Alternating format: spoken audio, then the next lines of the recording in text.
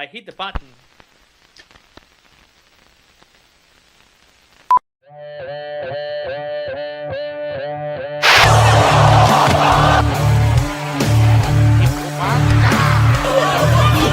Here we are to talk about professional wrestling.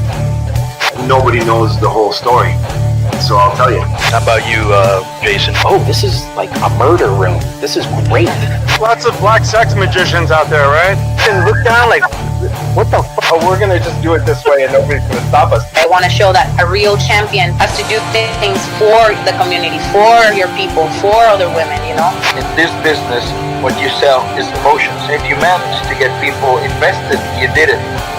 That's reverse videotape. It's time for another MMM show. Ooh!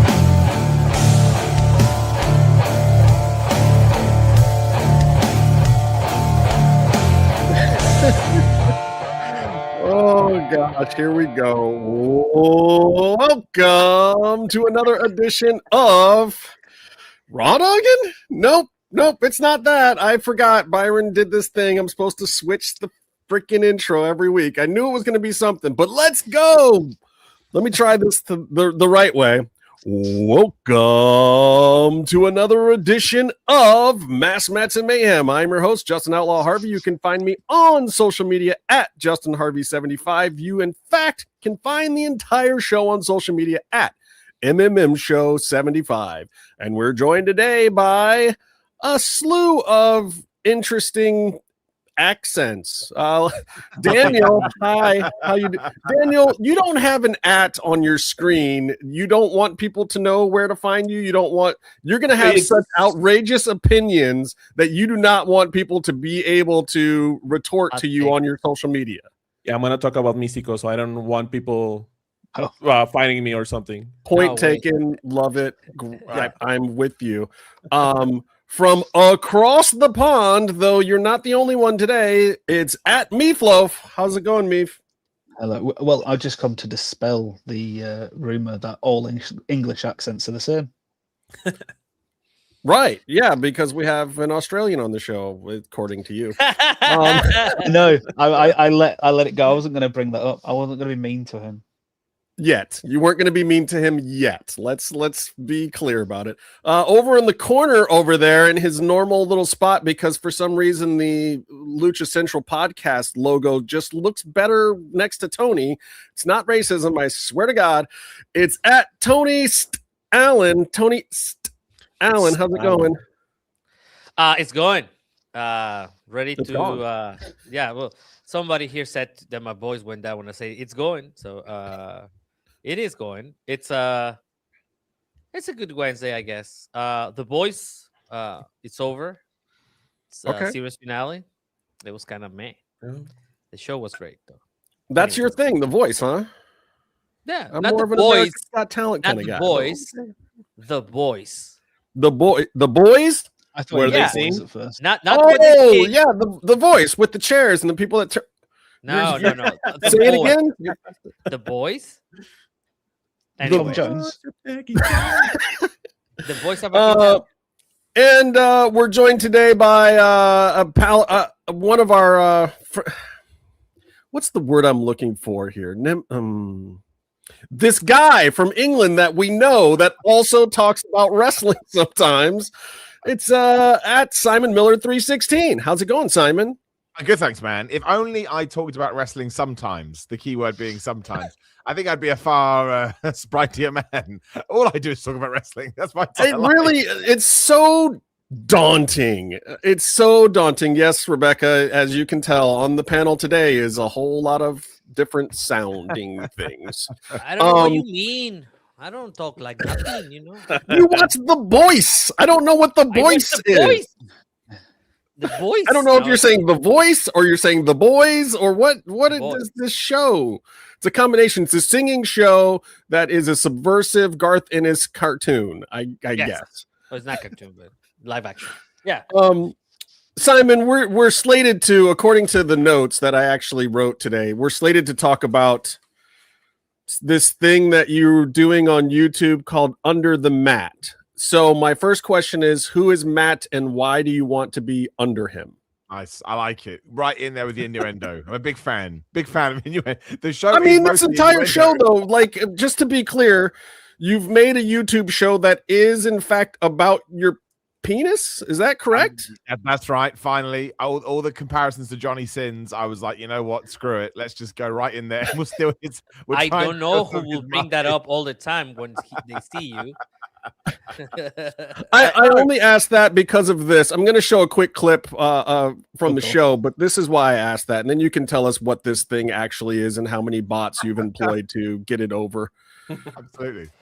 Yeah, I can't take the mick out of that. I actually pretend to be an X-Men one time in a comic. Okay, wait, let me start. Unfortunately, like you said, you don't have the biggest, ding dong, but you are the biggest dick. So yes. Listen, that's a very good job. The name Thunder Rosa. I came from Thunder Road. It was a place where I used to work at as a supervisor. It was a rehab facility for young kids from 13 to 18. Yeah, I can't take the mick out of that. I actually pretend to be an X-Men one time in a Comic-Con, and I dressed up like Xavier, and I put the whole thing, and I sat on the chair and everything. Did you have a bald wig on? Yeah, you do? I do. I have pictures. I went to see Pitbull here in Vegas. So that's the other reason you did it. You thought I could take off the two bald people I know. Yes, Xavier. Yeah. And as a matter of fact, girls were hitting on me because I looked that good. Fun stuff.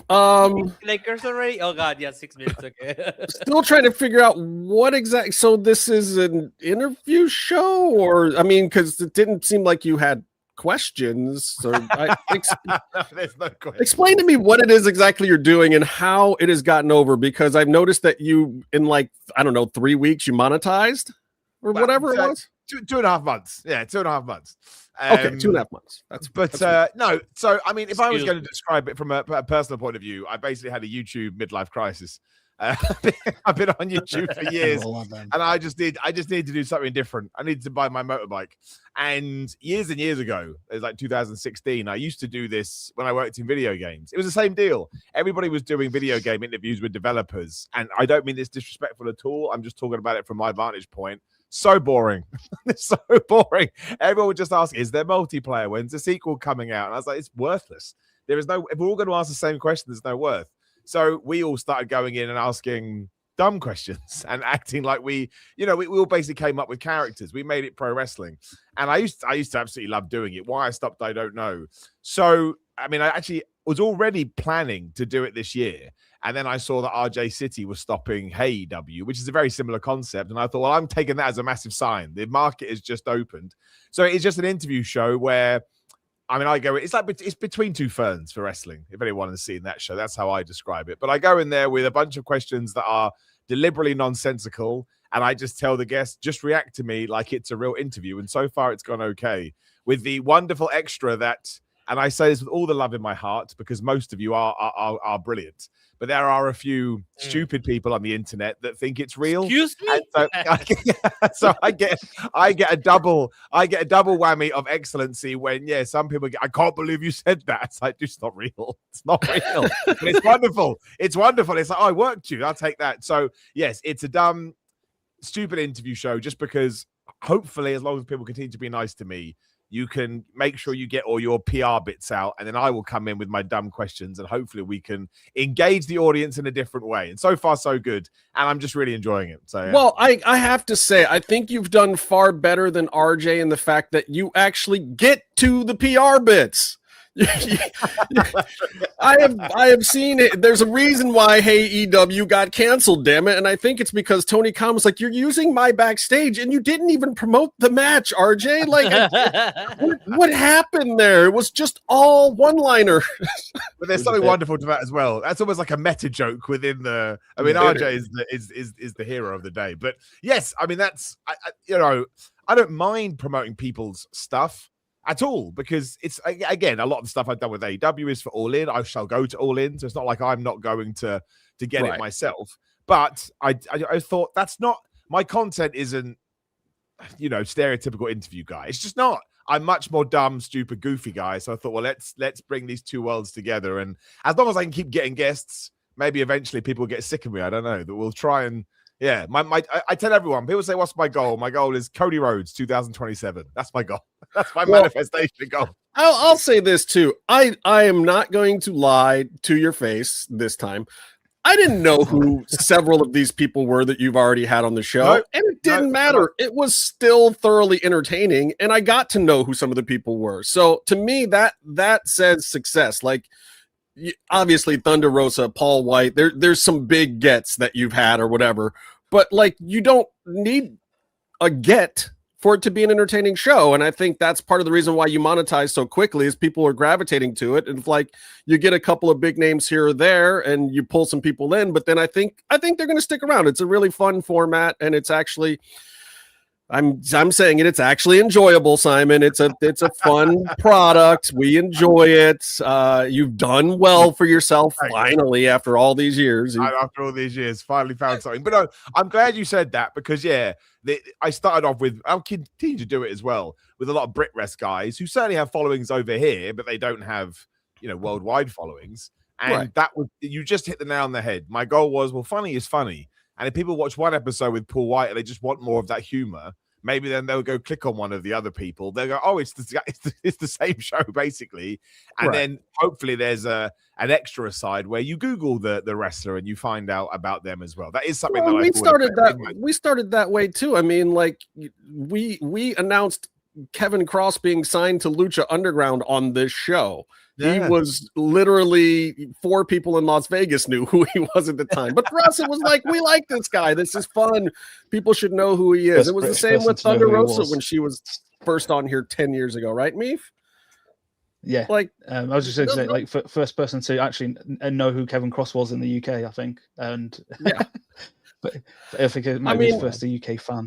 Hilarious. It makes it more entertaining to a certain extent. Sometimes the big names are not the most interesting interviews because they've done 10,000. Everybody knows stuff about them already. I'd rather see the personality of some of these up and coming people that I don't know, especially from Brit Rest. So, or the personality of the big star that you talk about. For example, with Paul White, we just talked about mashed potato and peas. Nobody asked about mashed potato and peas. I asked about mashed potato and peas. So. That's amazing too. And speaking of your penis, you had to be really intimidated being in the room with Paul White.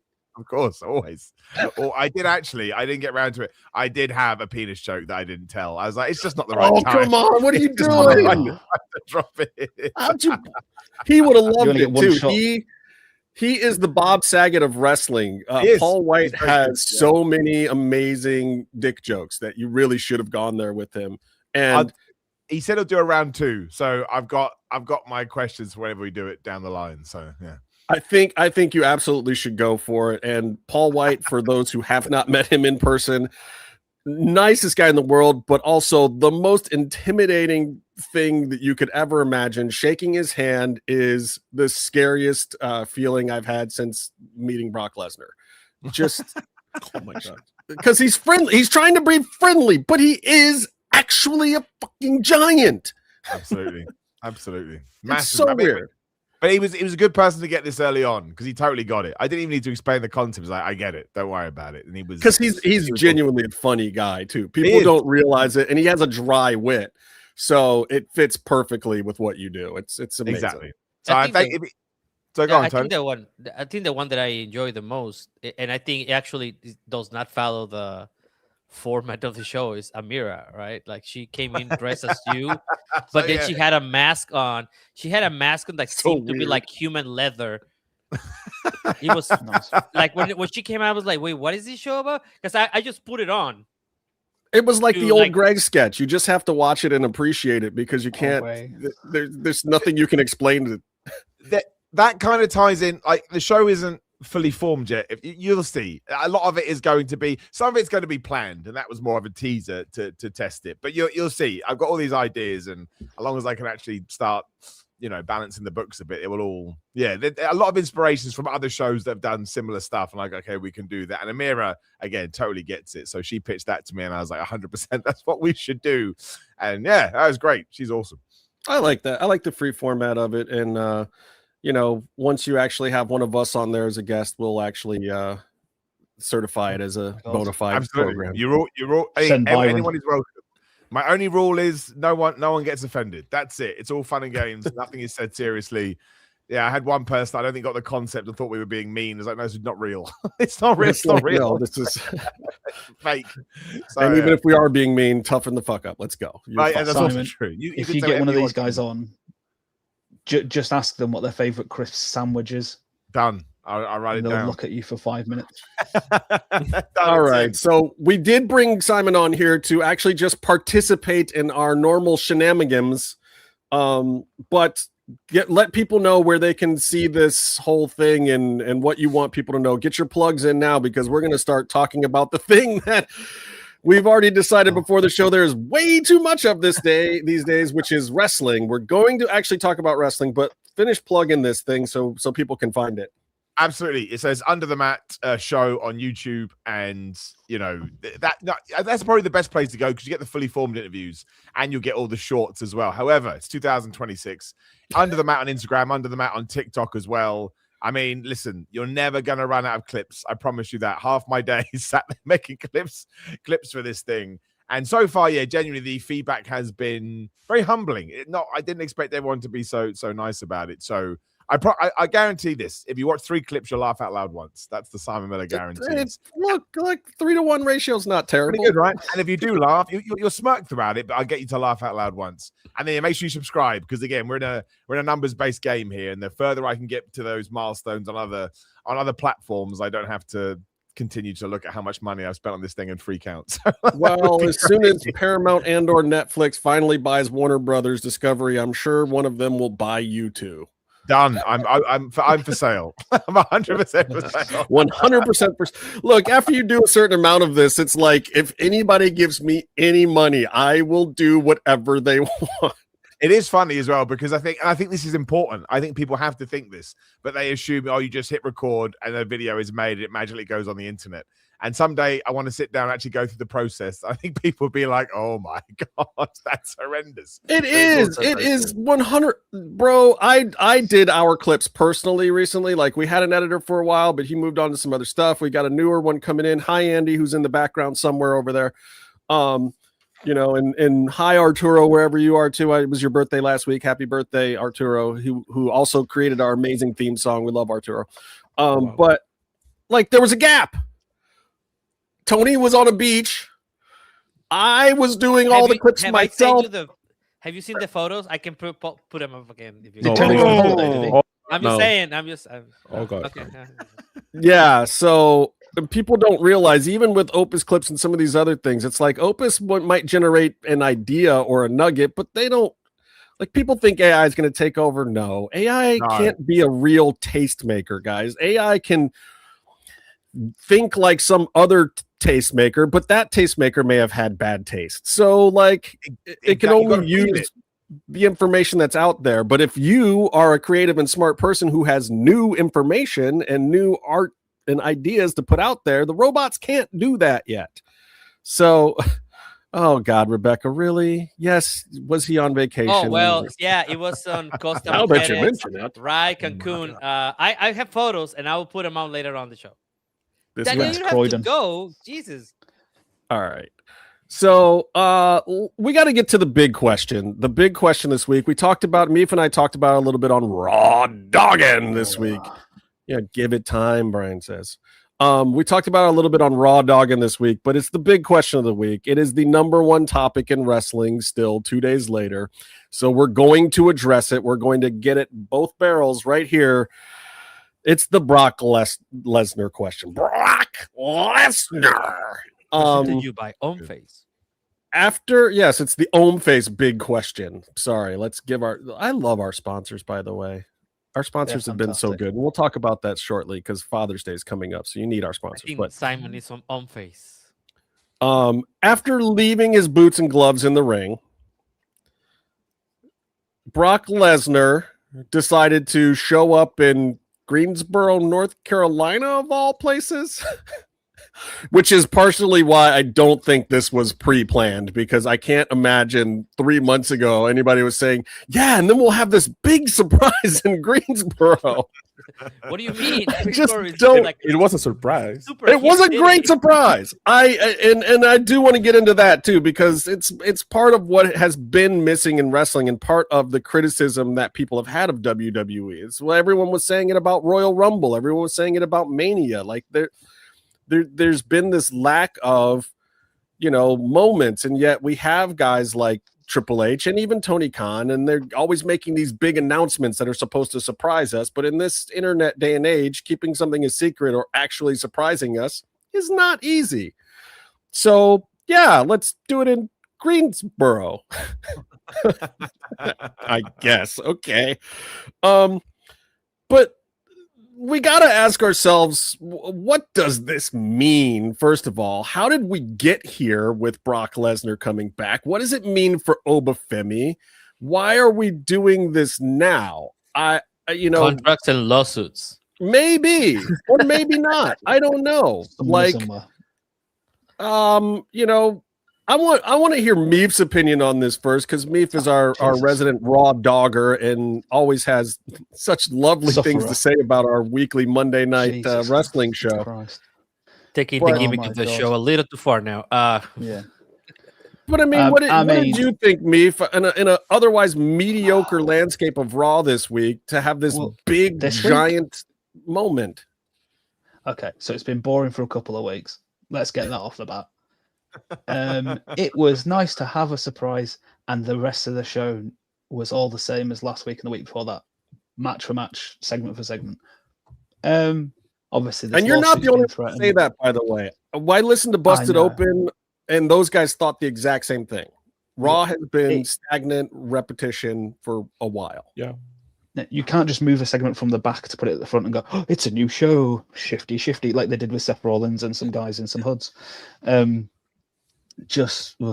crash. But Brock coming back, nice little magical, like happy, well, I say happy, but a surprise. But then it's just kind of like that. Oh, okay. So Oba's losing. They've got to sell some tickets for Clash at Italy because they're not selling, which is a surprise. So Simon, I will tell you this because I've said to these guys repeatedly: Europeans, especially the French, don't make them angry because the French will burn a place down. And basically, we if we feel like you are what's the phrase to use, not using spit. It's not nice, and we tend to act out on it. So you had the crowds in France last year, or even early this year, saying you've taken all our money. What else can you take? Because they're start announcing things, and this Clash at Italy and the whole thing that's going on with TKO and the running of that company could. And internationally, it's not going to work so much as it might do in America, where it's the kind of go into your town, the thing you did with your mum and dad kind of thing. But yeah, it's just a whole cacophony of turgid rubbishness. Okay, well, tell us how you really feel about it. I don't know. Leading into Clash in Italy, it does beg the question. The one thing that I really kind of am keying in on here that you're saying too is like, is this really TKO guys sitting around going, we've got to pop a number for Clash in Italy? Ticket sales are, this was what Ari Emanuel did when he did that whole John Cena turn. Rock shows up at Elimination Chamber thing, a year and a month ago or whatever, a couple months.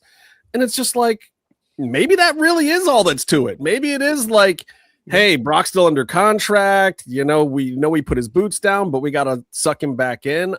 I don't know. Is that just what it is? What do you think, Tony Allen? Yes. Okay, great. No, well, first let's. Okay, I did not watch Raw. Okay, you didn't have. I think to. I was actually was at doing earning monies as having a life. The guy, the very evil, very nice person will say. No, we're not talking about him. Yeah, we will. I forgot about this part. Yeah, we're gonna talk about it. No, I didn't watch, and it was the only thing that popped on my feed, and it was the only thing that people were talking about, either on our chat or. Yes, Sumit, of course you can ask us a question. Ask away, brother. We'll get you. One question. So I guess in a way that is the only thing that it will bring any kind of pop or attention to Raw at this time, because nothing else it's making except for Danhausen, which is more like a Danhausen thing than the WWE. So on that side, yes, it's this is something that is good, but again, storyline wise, as Meefloaf said, is rubbish. Is that close? Rubbish. That was good. Rubbish. Not rubbish. Not like wearing a robe. It's rubbish. It's with the when you have a lot of Roberts in the house. I mean, I've got other words for it if you want, Tony, but I don't know if No, that's fine. That's fine. We need to monetize eventually in this fucking channel. But yeah, it diminishes whatever happened. But I don't think they are looking at things like that anymore. I don't think they care whatever happened a month and a half ago to whatever is going to happen in the next week. That's what they're thinking more. Like they're just thinking about the moment that will be on, because they will be flooded with internet interactions and reels and memes and all that stuff. And then they got other shows like the Monterrey Noche de los Grandes over here. Those are more like they don't even care what happens between different shows anymore, let alone what happened a month and a half ago. Even if it's like one of the greatest careers and he just passed the baton to somebody else, it doesn't matter anymore to these people. They just care about, we need to make this pay-per-view, sell tickets, and we need to have people watch on Netflix because that's what they paid us for. And if we don't make, I mean, they will probably bring Stone Cold Steve Austin. Please do it. Please do it. But how long the wow effect will last? Like they cannot do that care. Week by that week. That is the problem. That's what I'm saying. There is no substance to anything that they do anymore. It's just the flash. And then after that, nothing happens. It doesn't matter. Cynical, but I get it. Cynical? No, I'm just looking at the world as it is right now. The truth. I don't know if you see it's the scene. Now you can hire somebody to curse a team and they lose by 22 points. Like, look, man. What? Oh, I'm sorry. Forget you're from Cleveland, bro. We should have hired Danhausen to relegate Spurs. Hey, what? No. And when he says Spurs, he doesn't mean the San Antonio Spurs. He means the Tottenham Hotspurs. Those are the only ones that matter right now. Simon, how do you feel about this whole the why of Brock being back? We'll talk about where it's going in a minute here, but the why of Brock being back, how are you feeling about it? Yeah, so I talked about this. I understand the surprise. I understand the big reaction in the arena. But I kind of guys, what you guys have sort of said, I don't think this was the plan post WrestleMania. I think maybe probably something at SummerSlam, and then thinking something has changed in the interim. Just because what I have noticed is that they like to use Paul Heyman as their creative crutch now, right? So they need to get Bron Breakker back on Raw. Paul Heyman makes a magical phone call. We never found out who was on the other end of that phone. And then the Gunther thing, him moving to SmackDown, having this magical contract. Never explained why Paul Heyman had that kind of authority. Like, he owed Gunther a favor, but that doesn't mean you can all of a sudden run the company. I don't think that's how it works. And then, of course, this week, he's magically bringing Brock Lesnar back. And I love Adam Pearce. I think he's great at his job, and I think WWE struck gold with him. But I've never laughed so much with someone in a very serious voice saying, I filed retirement papers on his behalf. I've never heard that sentence. I've never heard that's retirement papers. What are you talking about? And I don't know. Listen, I get it. I do understand it. But I just think when you have something, for my money, that was as perfectly executed as the Oba Femi thing at WrestleMania, just don't play with it. You don't need to. Just let Oba Femi go on and kick it, do the Goldberg stuff. He kicks anybody's ass. He wins a championship. And then, sure, eventually he loses. You decide who that is. Probably don't use a cattle prod. So, I mean, that's ultimately how I always watch wrestling now. I ask myself the question, do I want to see Brock Lesnar beat Oba Femi and Clash in Italy? No, I don't. Now, listen, if Oba Femi beats him again, that would be great.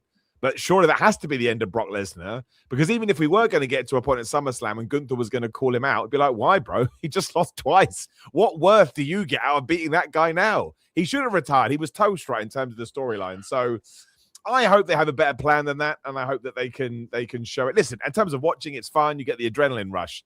But yeah, when that kind of calmed down, I was like, I don't really see how this is going to better what you've already done at WrestleMania. And I thought what WWE did at WrestleMania was fantastic with Oba Femi. So yeah, it wasn't for me. It just wasn't. It was.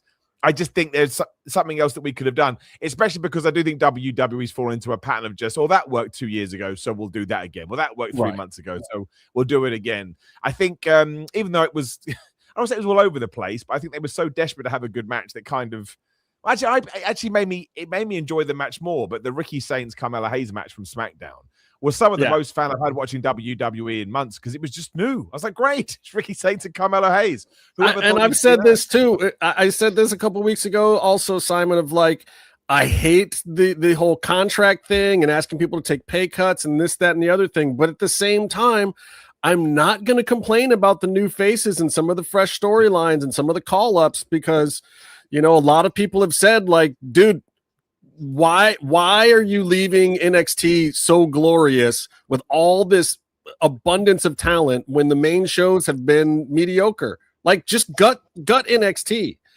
It pays you less money.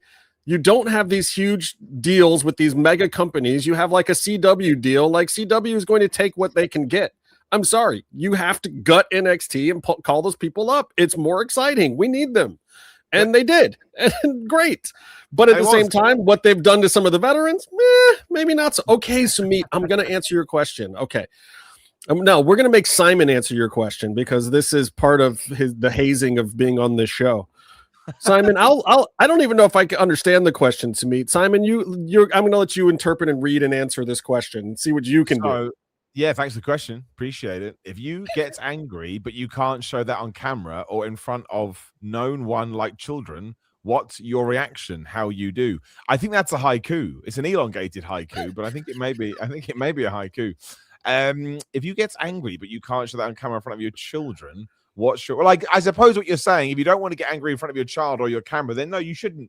Any kind of sort of over the top reaction should be by yourself.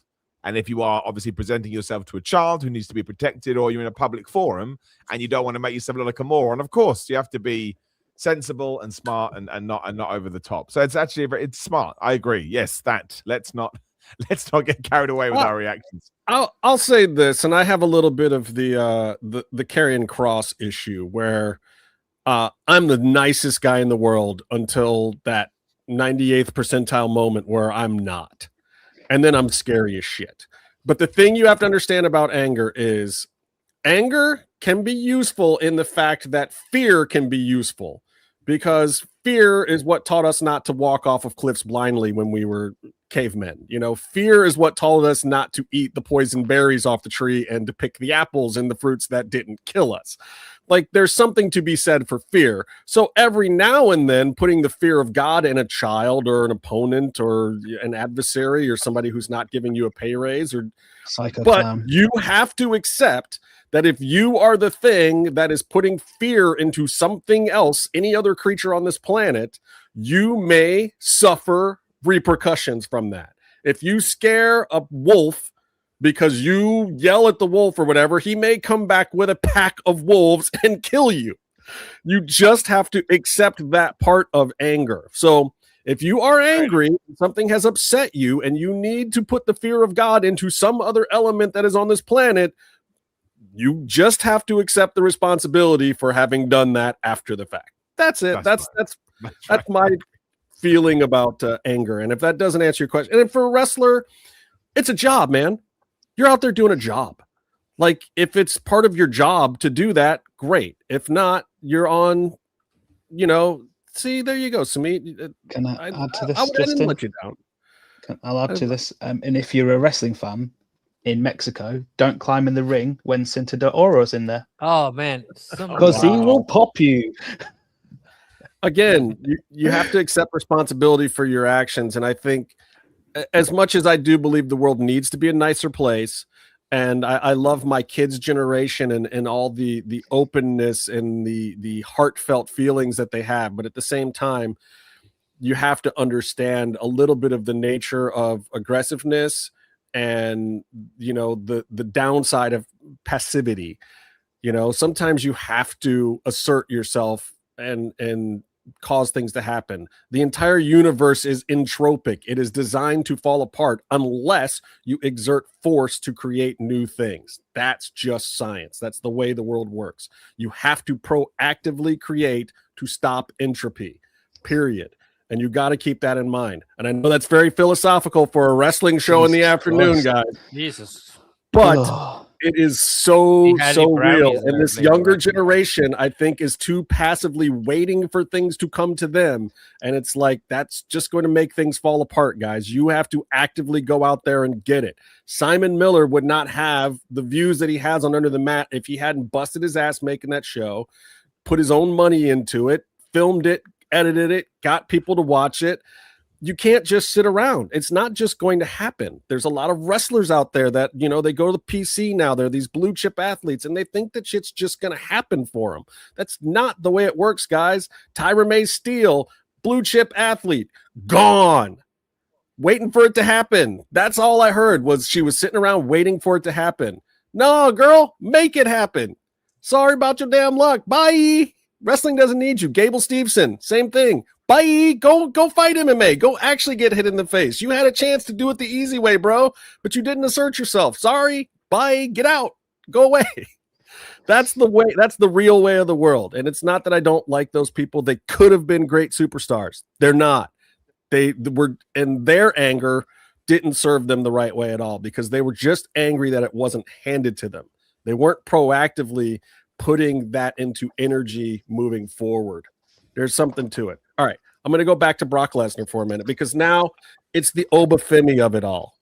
Where the hell do you go with Oba Femi now that you have injected Brock back into it? We can question having done it at any point in time. Like, okay, why did TKO? Who knows why TKO does things? There's random as Vince McMahon before them and the Tony Khan over here and Carlos Silver. Like, you know, it's crazy, and we'll talk about this a little later too. Like Billy Corgan's the only mind in wrestling that I understand right now, and he still has issues. I don't understand what a lot of these guys are thinking at times. But moving forward, we've got this Oba Femi thing now. It's huge. He's the Black Hulk Hogan. Like, he is getting over on a take your vitamins, say your prayers kind of level that we have not seen in a long time, and it could be the biggest thing in wrestling in 20 years.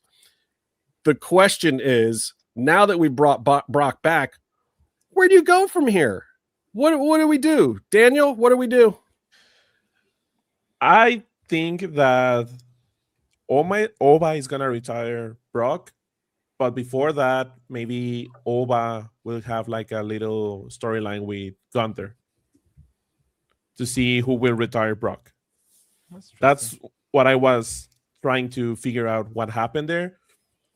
And also I was thinking that maybe Brock came back with some kind of deal that, I don't know, maybe Brock won't retire him because allegedly he didn't want that.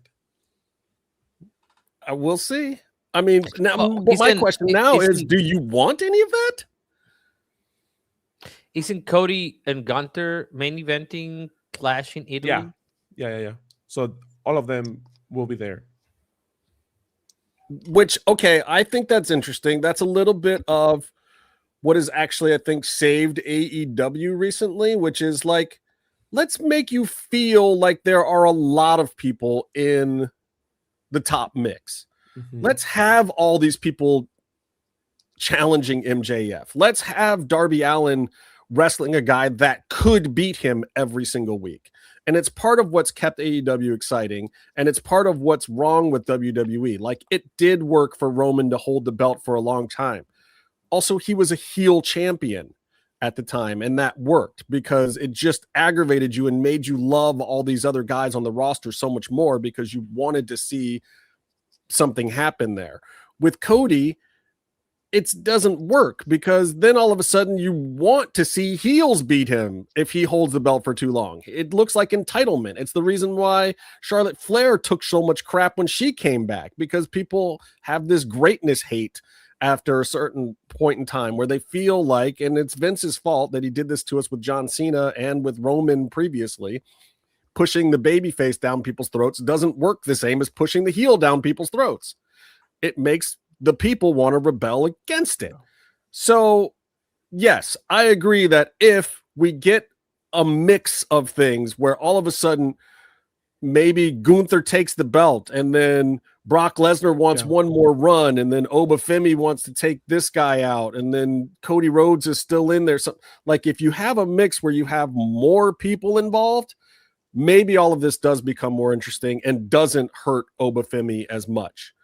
Because I still harken back to right after you're right. WrestleMania, where all of a sudden we get this post show, and I don't know that this was intended at all either, but Oba Femi saying, you know, maybe it's Roman Reigns, and Roman Reigns saying, hey, look, youngster, like, we'll see how you do, and then at the end of the summer, maybe we'll talk. Like, if you're still feeling froggy, does that mean we could be, like, part of the way I was seeing it is, you know, maybe Brock gets this win, and then there's a pay-per-view in between now and SummerSlam too. Maybe then Oba wins the best of 3, and then Brock does move on to Gunther, and it is still Gunther in Minnesota the way that it was always intended to be. You know, I can't imagine that TKO would be so short-sighted as to bring him back and not go the distance. Like, I don't think that this is just about Oba Femi, or maybe it is because Brock does whatever the hell Brock wants to do. I don't know. Tony, figure it out for me. What are you doing with Oba Femi at this point? Like, does it work for you? Oh, Tony's over there doing something else. No, I'm good. I don't know, man. This whole thing, like, I don't know. Does it hurt Oba Femi? No, what I mean is, like, going back to what Daniel said. That's like great fantasy booking there, but I don't know. I think that Ova. I think they should. I think I said this when we came back from WrestleMania, and I was like, let's go to Roman Reigns. And I don't think nobody said, like, yeah, let's do that. Now we are back to square one because now they put him back to do his contract or whatever he wanted. I don't understand what the situation is. Like, this is confusing as fuck. Clash in Italy, I don't care. I think only like 5 people care in Europe. It's gonna have no consequence in the storylines. So this is just like one of those pay-per-views they had before that was like a stopover pay-per-view, and now it's like a house show with Netflix. And in the way, we got now an Oba Femi Brock Lesnar match because that's the only thing that will sell it. But I don't know. I'm just kind of not caring that much about this. See, and that's the important thing. Like, if they can't make you care, then what have they done? Simon, where do we go with Oba? Well, this is the issue, because I like Daniel's idea as well. But the problem is, if it all leads to either a Gunther or Oba wanting to retire, Brock, that doesn't mean anything now because he already retired. Right. It's just like, I love the idea. Like, I do. I really think it's a really, really good idea. And I think it allows Brock to go out in a way where he feels like a big superstar, but they already did it. That's the problem. As soon as you do it once, you can't do it again without having the same magnitude to it because the law of diminishing returns. I think ultimately, look, does it actually matter if Oba Femi loses to Brock in a 2026 world? No, because everyone moves on so fast, right? If Clash in Italy is on a Saturday and you get Raw on Monday and then something big happens on there, people just start talking about it.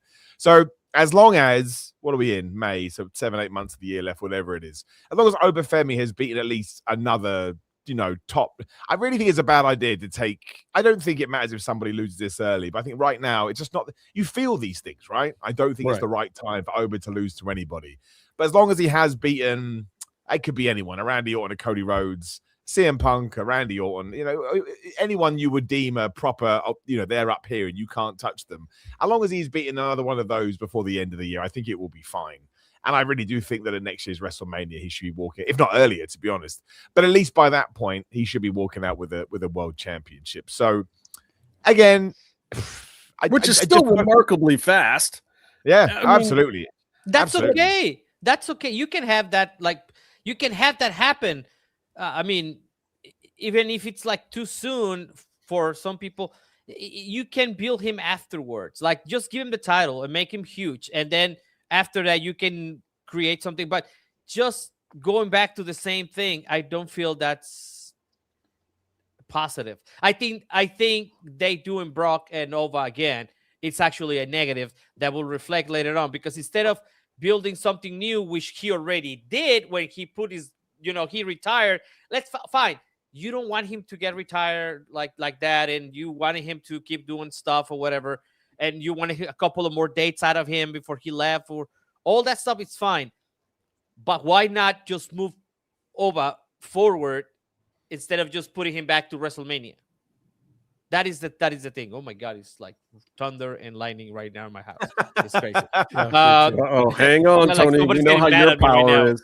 Anger Papa Shango. TKO is controlling the weather, so I don't say this. No, it's seriously.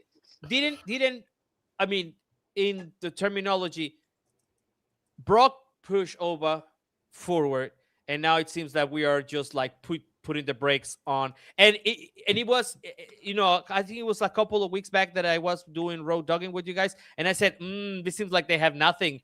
They just had one guy, and your opponent already in the ring, and then just like kill him for like, and then he had the Garzas. He killed the Mexicans, right? He killed 2 Mexicans on the show and got away with it. So I'm kidding. No. And then nothing. So that's the problem. We are freezing over because we need to accommodate for a contract that did not go the way they wanted to. That's the problematic. Meefloaf, you look flabbergasted by all of it. Oh no, it's TKO, it's WWE, just absolute short-sighted. They care about clicks and short view formatting now. Everything's just about a moment, and like Simon said, you move on Monday. Monday negates anything that happened on Saturday, because if it's rubbish and people won't care so much, so that if you do something sparkly on Monday, new thing. With Oba, it was kind of, you don't want to see the Goldberg run to a degree, but like you got to strike while the iron's hot, otherwise you end up what they've done repeatedly over the years, whether it be Triple H or Vince. You have something magical and you just sit on your thumb on it, and it soon dissipates. And then what you do is you get to the point where you haven't put that person on TV for 9 months, and then you fire them because of your inability to do anything with them. And I might be talking about the LWO. I might be talking about El Hijo del Fantasma. I don't know. You might be. But I might see patterns in things because I might be a bit. Can I ask a serious question? How is Fantasma doing? Have you talked to him? Is he okay? Is our boy hanging in there? I've left him alone a little bit. He's posted some good messaging though. He seems to be doing well. He's healing well. He had his muscles out the other day. Well, I mean, that's the most important thing. Like his health first and foremost. Yeah. Like screw TKO and whatever their contract is. Like he made some money, so I don't feel like super awful for the guy. But at the same time, like he's a homie and his health was already an issue, and then he gets fired in the middle of it. What? It's so crazy, ridiculous. Mm-hmm. It's just ridiculous. Back to the point before this guy's question. I am a burn everything to the ground guy, so yeah. I'm not allowed in the States.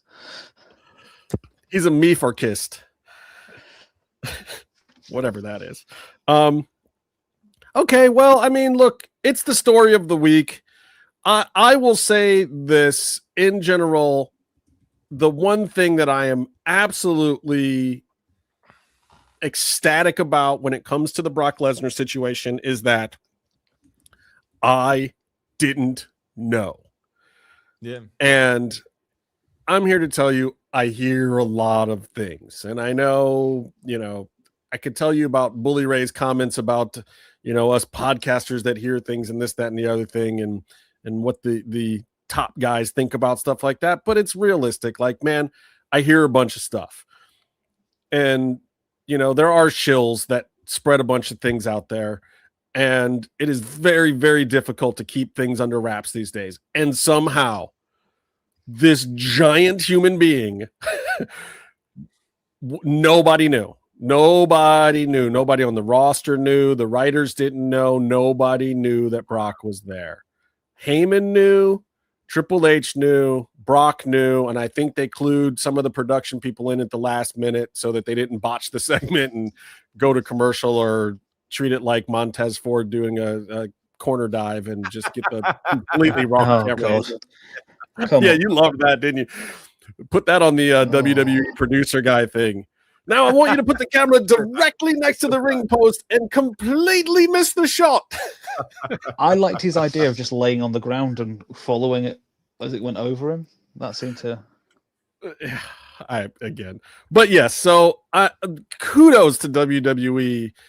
I don't know why they picked now other than like, and realistically, we just heard Brock last week talking about his diverticulitis again and how like, you know, he was down. He was fine with leaving. He's ready to leave. He doesn't, you know, he's worried about his own health. He could die in the ring. Like he's saying all of these things recently. And it's just like, oh yeah, Brock's really done. And then to have him come back in Greensboro, I just can't think this was the original plan. I have to think that like they finally came to terms on something, whatever that may be. And Brock is great at this stuff. Like we heard that he got more money to lay down for Oba in the first place.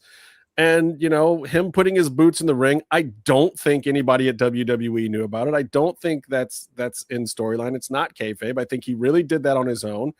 And it forced WWE's hand. So Brock wins. Either he gets the retirement exactly the way he wants on his terms, or they have to come back to him and give him more of what he wants to stick around.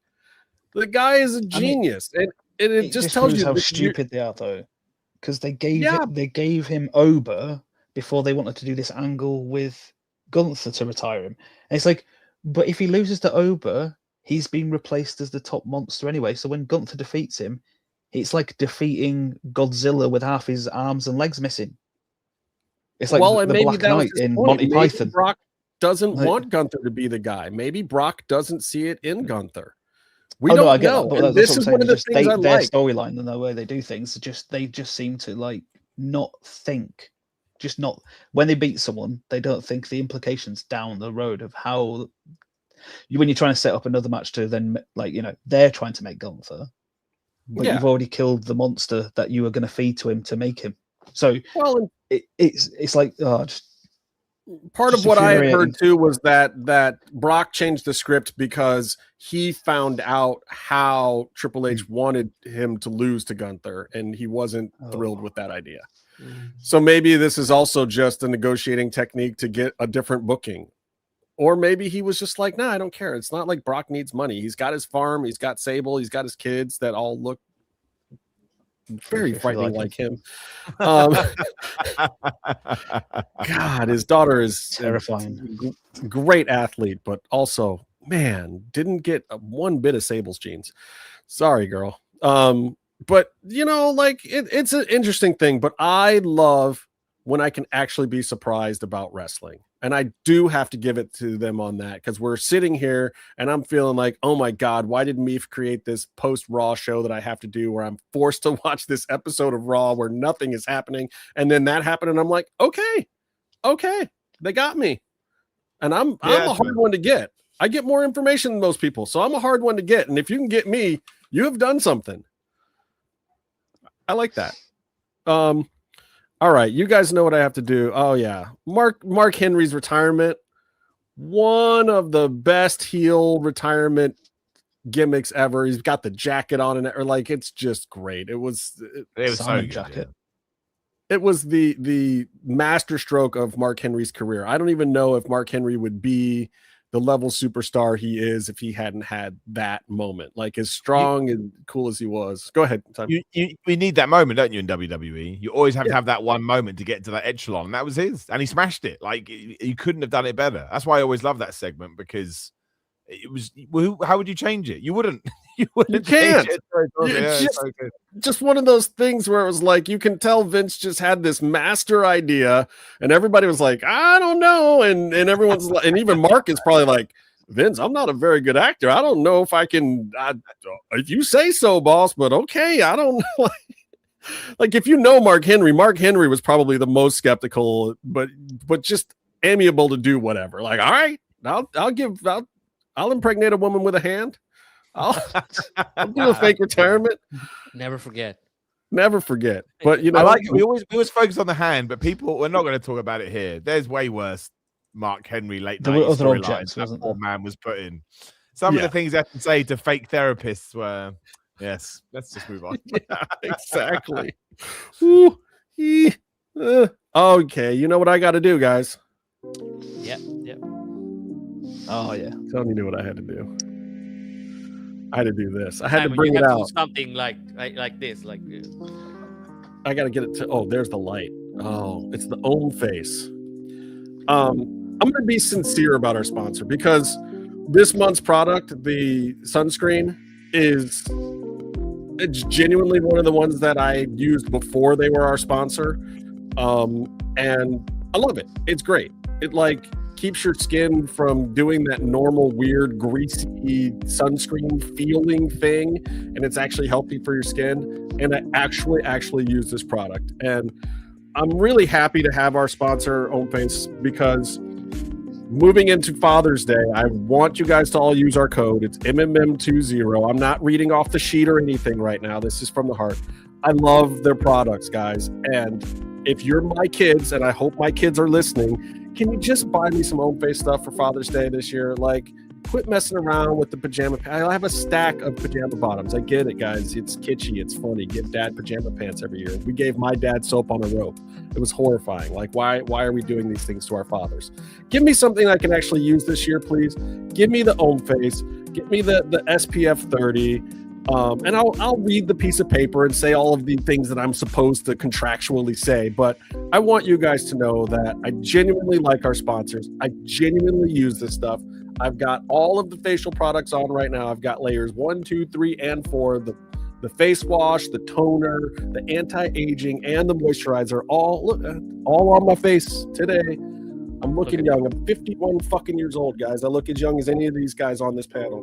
So the stuff works. I believe in it, and I just want you to know that. And they're a great sponsor. We don't make millions of dollars off of them. We make a few pennies here and there. It helps cover some of the costs of doing a weekly show here.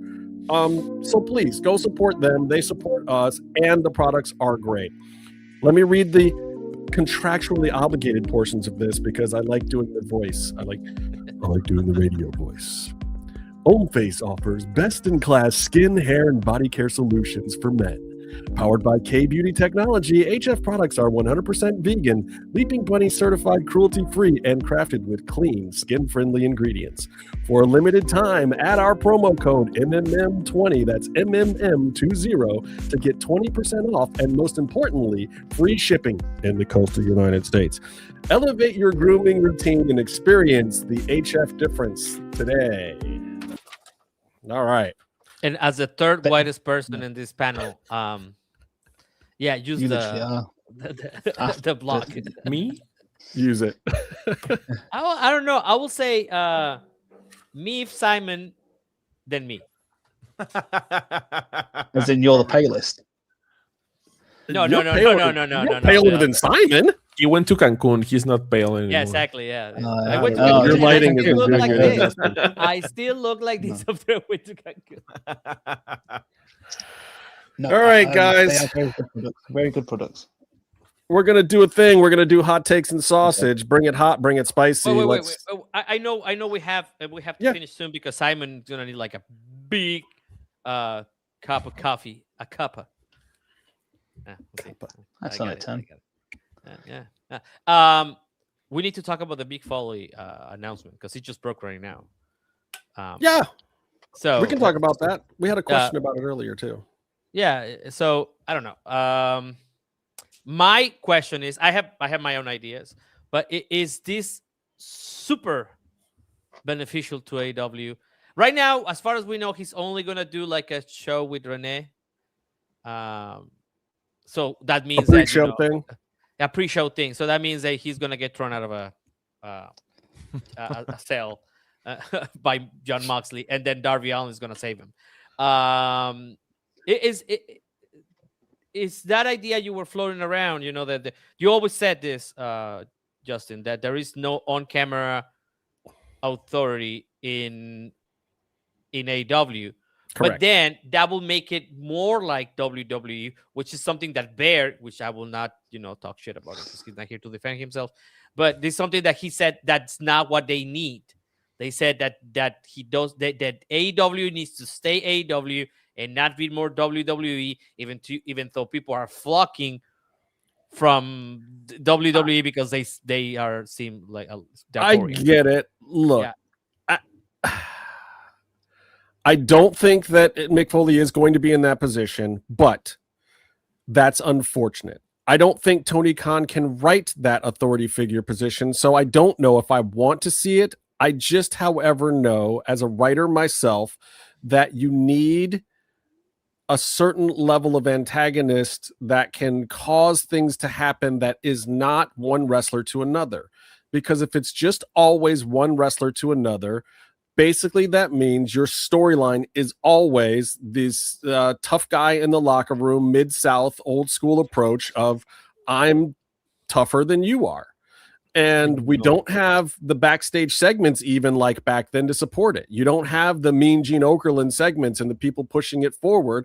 We just have, Renee doing these interviews in the back and whatnot.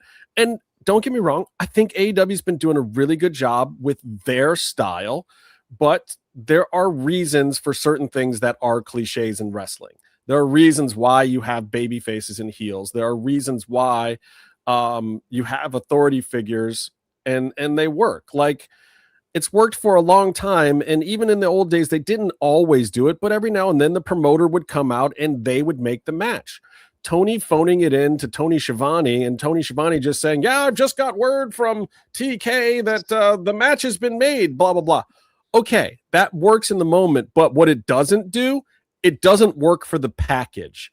And I've noticed that we go into some of these feuds and we don't know where it started. We don't get that catalyst moment. We don't get the, it's official Adam Pearce kind of thing, which I get it. It's lame to a certain extent. And we've had a million of these people. Paige was one of these people at one point in time.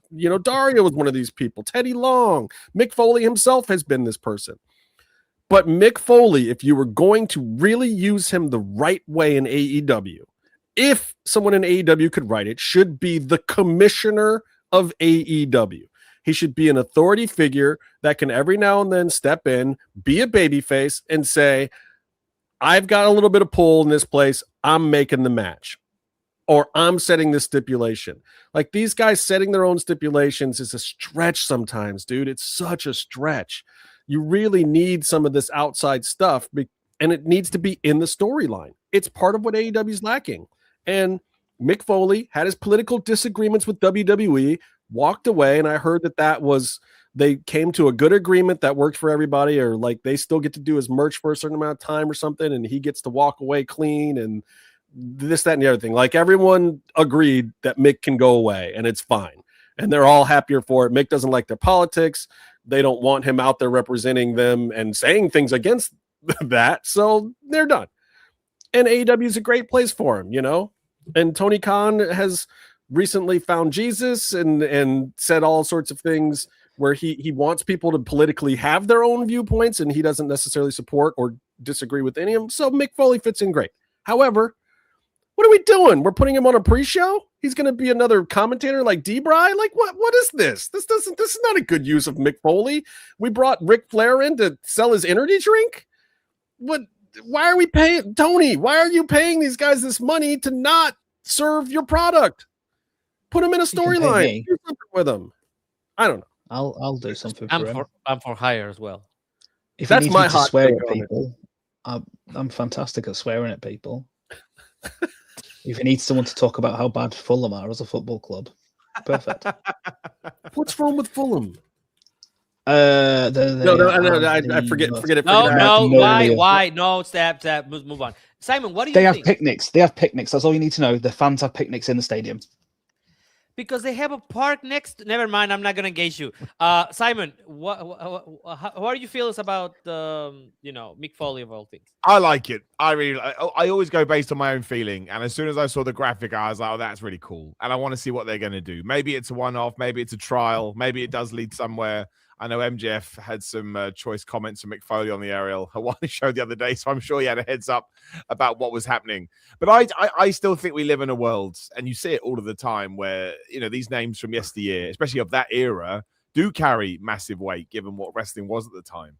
And yeah, the more people that can jump ship and make things more interesting. And again, you need to see what role he's going to fill. Maybe it's just going to be, I'm here, I'm with Renee. Again, it's some name value. Maybe a few people do go, oh, that's interesting. I like Mick Foley. I'll go watch AEW, because I think people forget that. I still know, some of my friends message me that are Super Lapse wrestling fans, even sort of recently their message going, oh, Simon, what's this AEW thing? Because they're completely out of the loop. Like, you forget when you're super in the loop that you just know everything.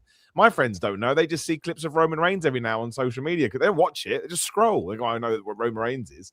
And then every now and then something will grab them. They're like, oh, I don't know what this is. And it happens with TNA a little bit, but it is mostly AEW just because they have a much bigger presence. Therefore, they're much more likely to get ahead of them. So listen, I'll check my phone when I'm done. And maybe one of them's messaging me going, well, I love Mick Foley. I just, to me, it goes back to what we were saying earlier, although from a very different perspective.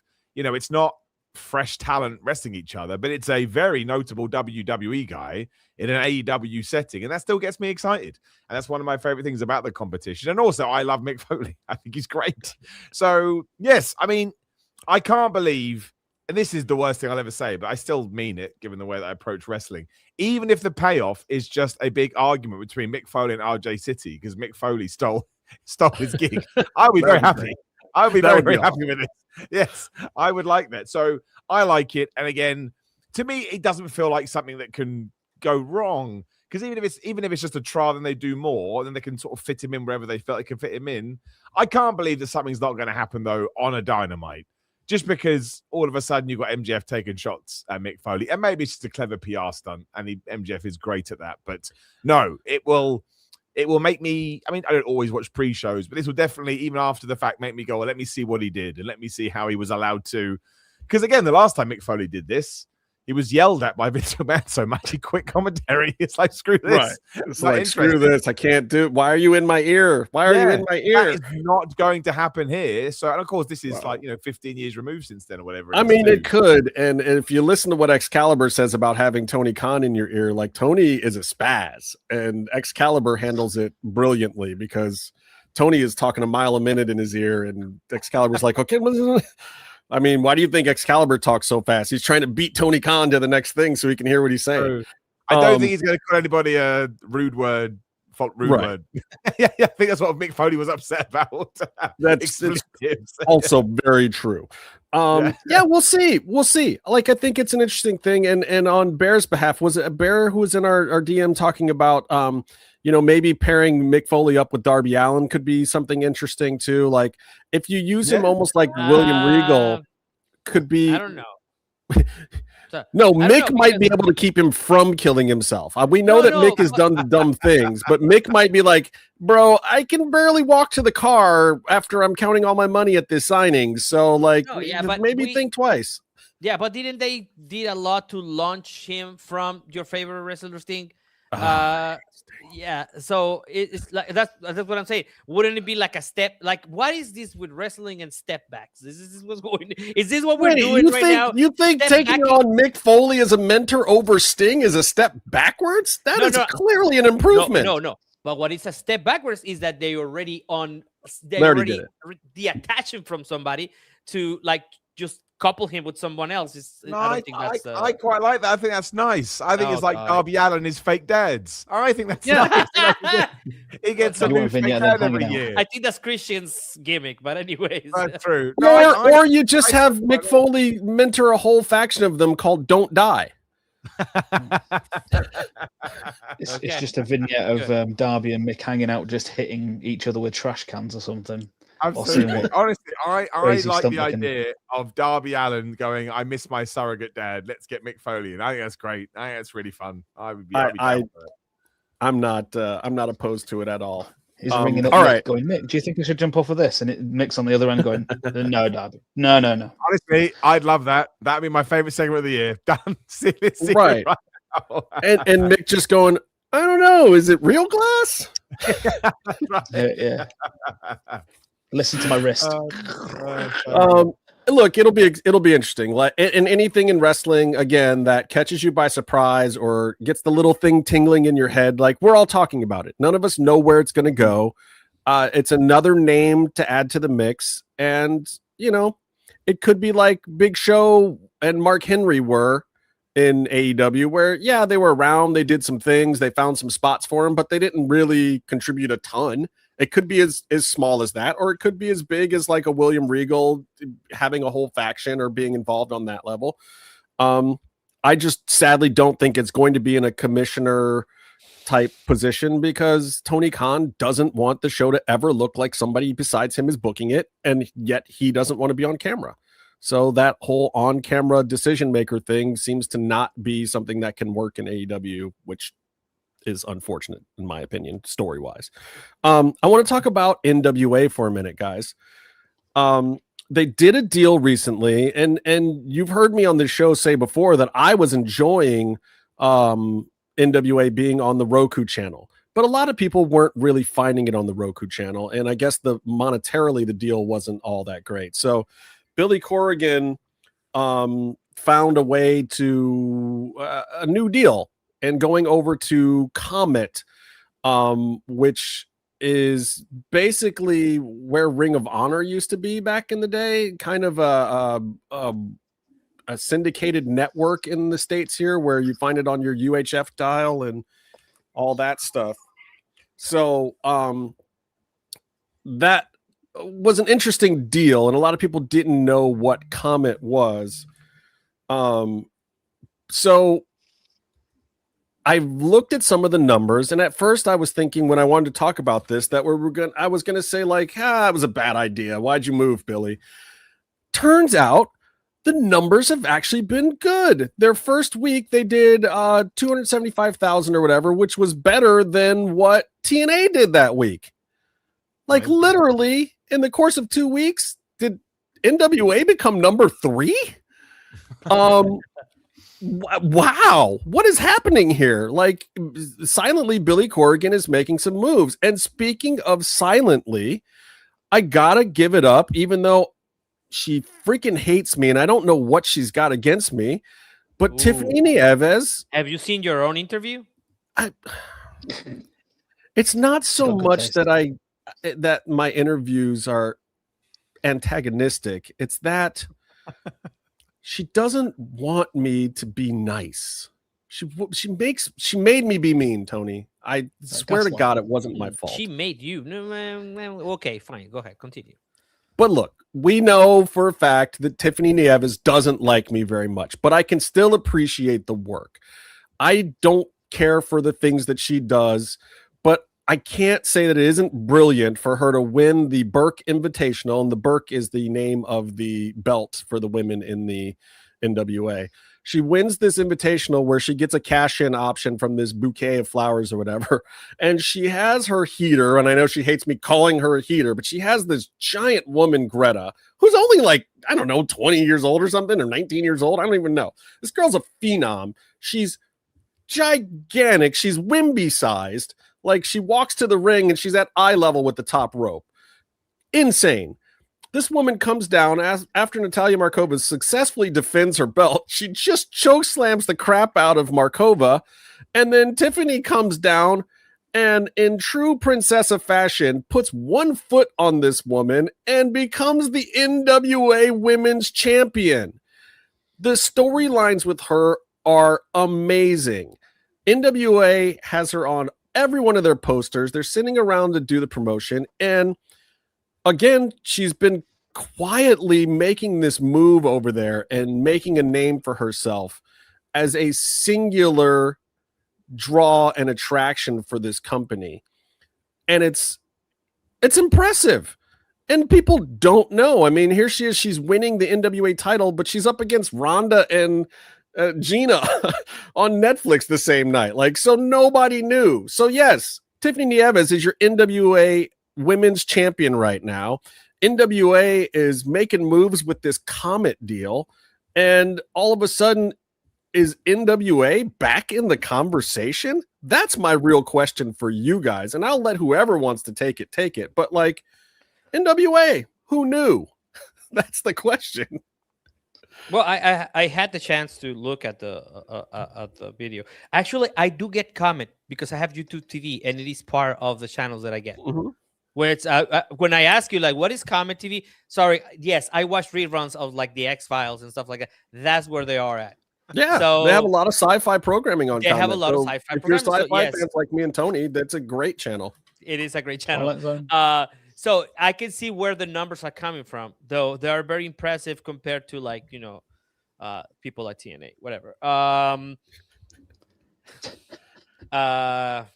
You're still mad that I mean, Santana's still their champ, right? Yeah, but I mean, you guys promised something they didn't. Never. I'm not gonna talk about TNA. I'm not gonna do it. Fair enough. They need to improve a lot of stuff.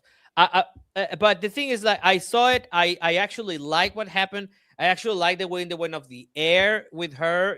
On top of this huge person, probably 2 times me. Like, we need to put 2 Tonys on top of each other to be that right.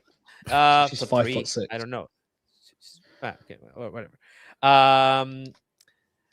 So yes, I liked it. It was pretty cool. I do see something very interesting in Tiffany, especially because she doesn't like you for some reason. That's like a plus, right? Why is that a good quality? That's not a good quality. I don't know. You make great TV. We should put you on the show. See what happens. Let's just see what happens. Put him getting chopped a little bit. Ooh. Yes. Let's do that. But also, this is my thing. If this is a lateral move for NWA, like quality-wise for the production, then it's just, I don't know. I would like to see a little bit more. I don't like the TNA NWA look right now. I want TV productions to look like TV productions. I don't want them to look like BOD productions, like a lot of these looks like this is a company that got a streaming service. I don't like that. I want a little bit more production. I don't want the like when AEW was doing the residency in Dallas, it was full of people. It was packed, every one of them. You couldn't tell.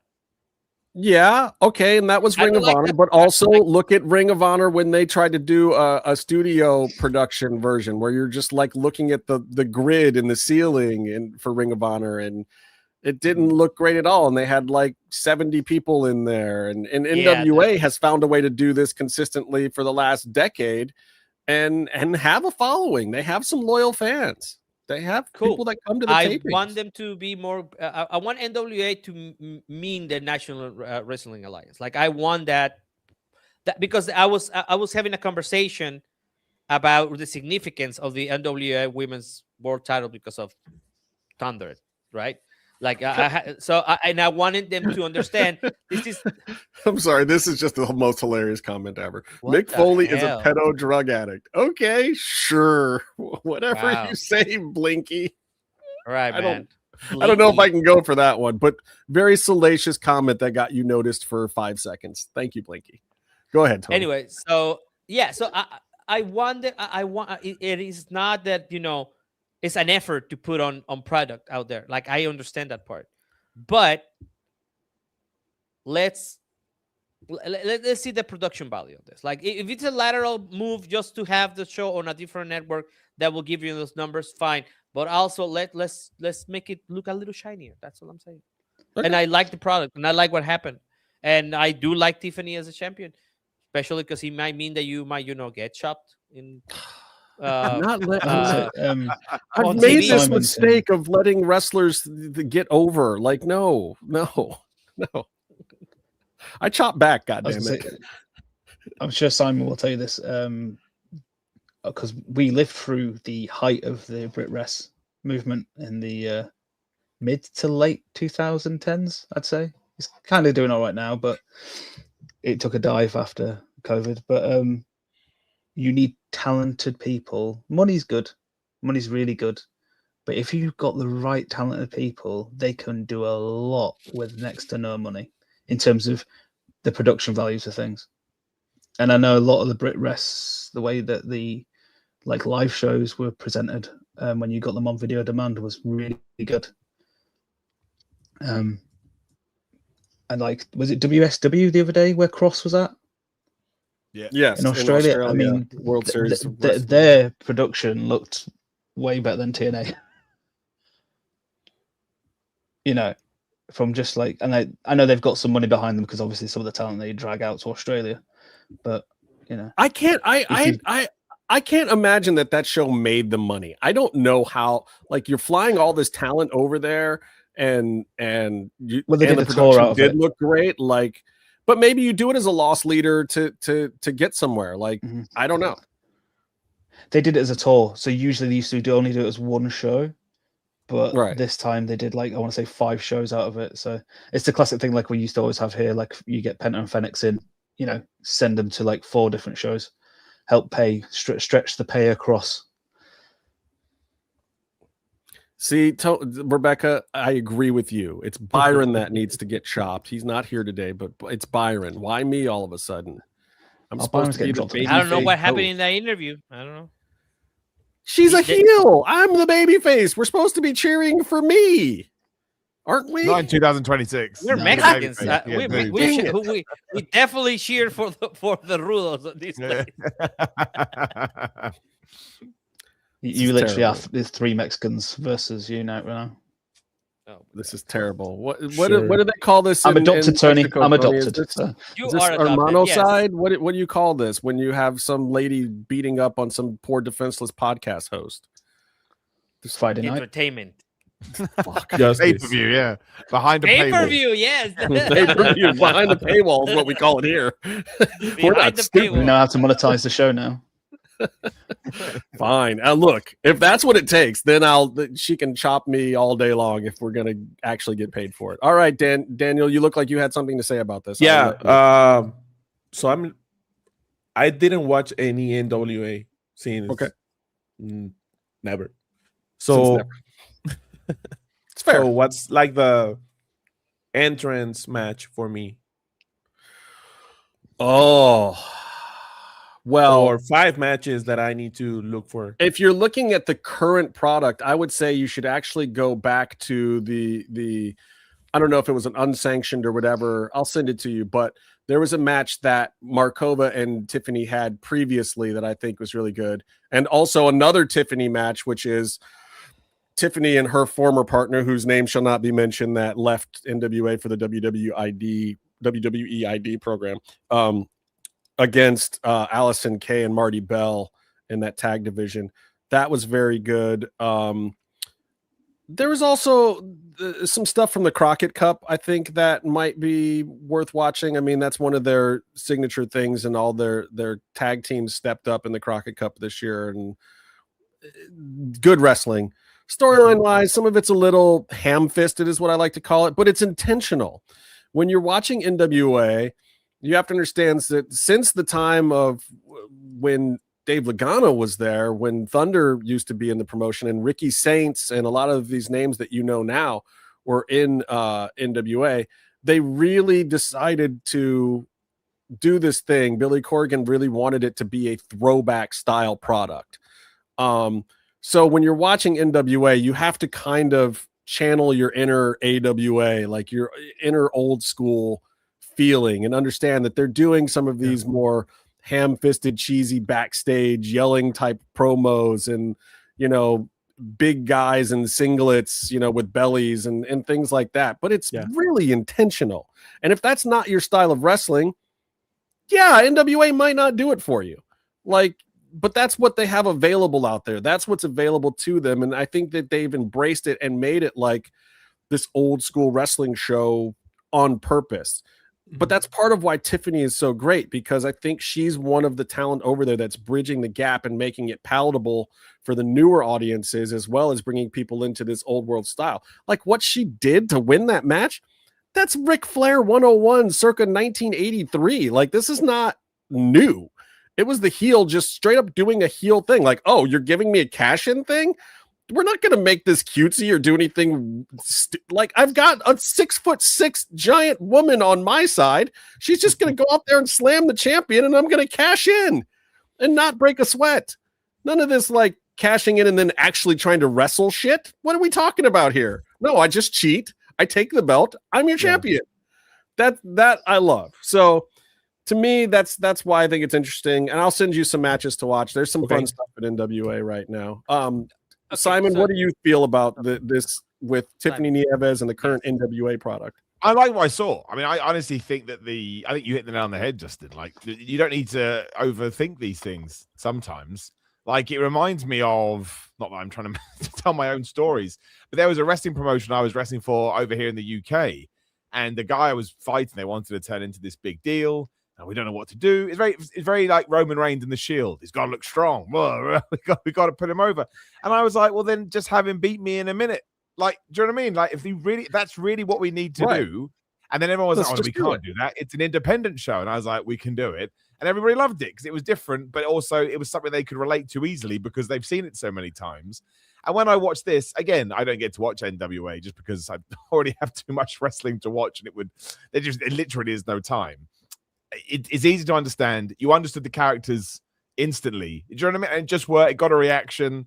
Them as a heel group looked great. Like the part when she stood on her leg and she went on her shoulders. Like, I've seen that 1,000 times before, but it works, like you said. So I thought it was really good. I thought it was a really, really good angle. And you could probably have had the sound off, which I always think is a dumb argument because half of wrestling is sound. But even through their mannerisms, you can tell who's a good guy, who's a bad guy. Right. And that, to me, is good professional wrestling. So, yeah, no, I really dug it. And I mean, you sent me a Comet link and I was able to watch it on Comet. So over here in the UK, apparently that's totally fine. So I presume that's where NWA is. I did a quick check there. It's not, I know it used to be on YouTube over here. It's not on YouTube anymore. So maybe we're just allowed to access Comet on the app, I guess. I don't know, but it was there. So yeah, maybe. At least you were able to see it. Meefloaf? I don't really get to watch it like Simon said. And it used to be we used to have an amazing channel called the Wrestling Channel, which had like it was so good, wasn't it, Simon? Like all of the old school, Ring of Honor from like 2000 and whatever plus. Like, it was like the Power Slam magazine come to life. Yeah, it was amazing. That's cool. And it had NWA. Yeah, Necro Butcher versus Samoa Joe was on there. Just everything. So that would have been the kind of place I could have watched that. But no, I have 2 children. I have little time for wrestling, and WWE kills my soul. Maybe you should give up on WWE and just watch NWA. Like, maybe we can revive your soul. Look, I don't know.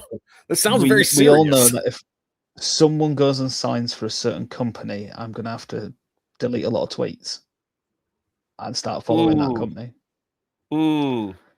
Yeah, that could really, really happen. And for those who don't understand what his veiled threat is, I will just say it plainly. If and / when Santos Escobar signs with AEW, Meefloaf is going to have to retract a bunch of his statements on which company sucks and which company is awesome. Oh, I want to see that. I mean, look, everybody on this show has been made to eat crow at some point in time. Like, don't have an opinion if you want to be right all the time. Exactly. Embrace the failures. To be fair, my opinion's always been I just can't watch it. It's like, is it still on ITV on a Friday randomly, Simon? But let's be honest. I don't know what, the day seems to change, but yeah, it's still on ITV2 at random times on a whatever day. Yeah. Let's be honest too, Meefloaf. We wouldn't have been watching NXT had Cross and Santos and some other people gone there, and then we started watching NXT, and it was like, oh, Johnny Gargano's over here. This is pretty good, and this and this guy are over here, and oh, I still don't like Adam Cole or whatever you were saying at the time. Like, there was, But yeah, sometimes your favorite guy going to a new place brings you there. Like CM Punk is clearly that guy too. Wherever CM Punk goes, 100,000 people will follow him. It was very apparent in the numbers. The second he left AEW, 100,000 people were gone. The second he showed up on WWE, 100,000 more people were watching. You can't get any more transparent about what the guy brings to the table. No matter where he goes, he's bringing 100,000 people with him. If he went to TNA, which is part of why they were begging, like, please come here. Like, 100,000 people would have gone with him. In Santos, his theme tune is apt, isn't it? Cult of Personality. Exactly.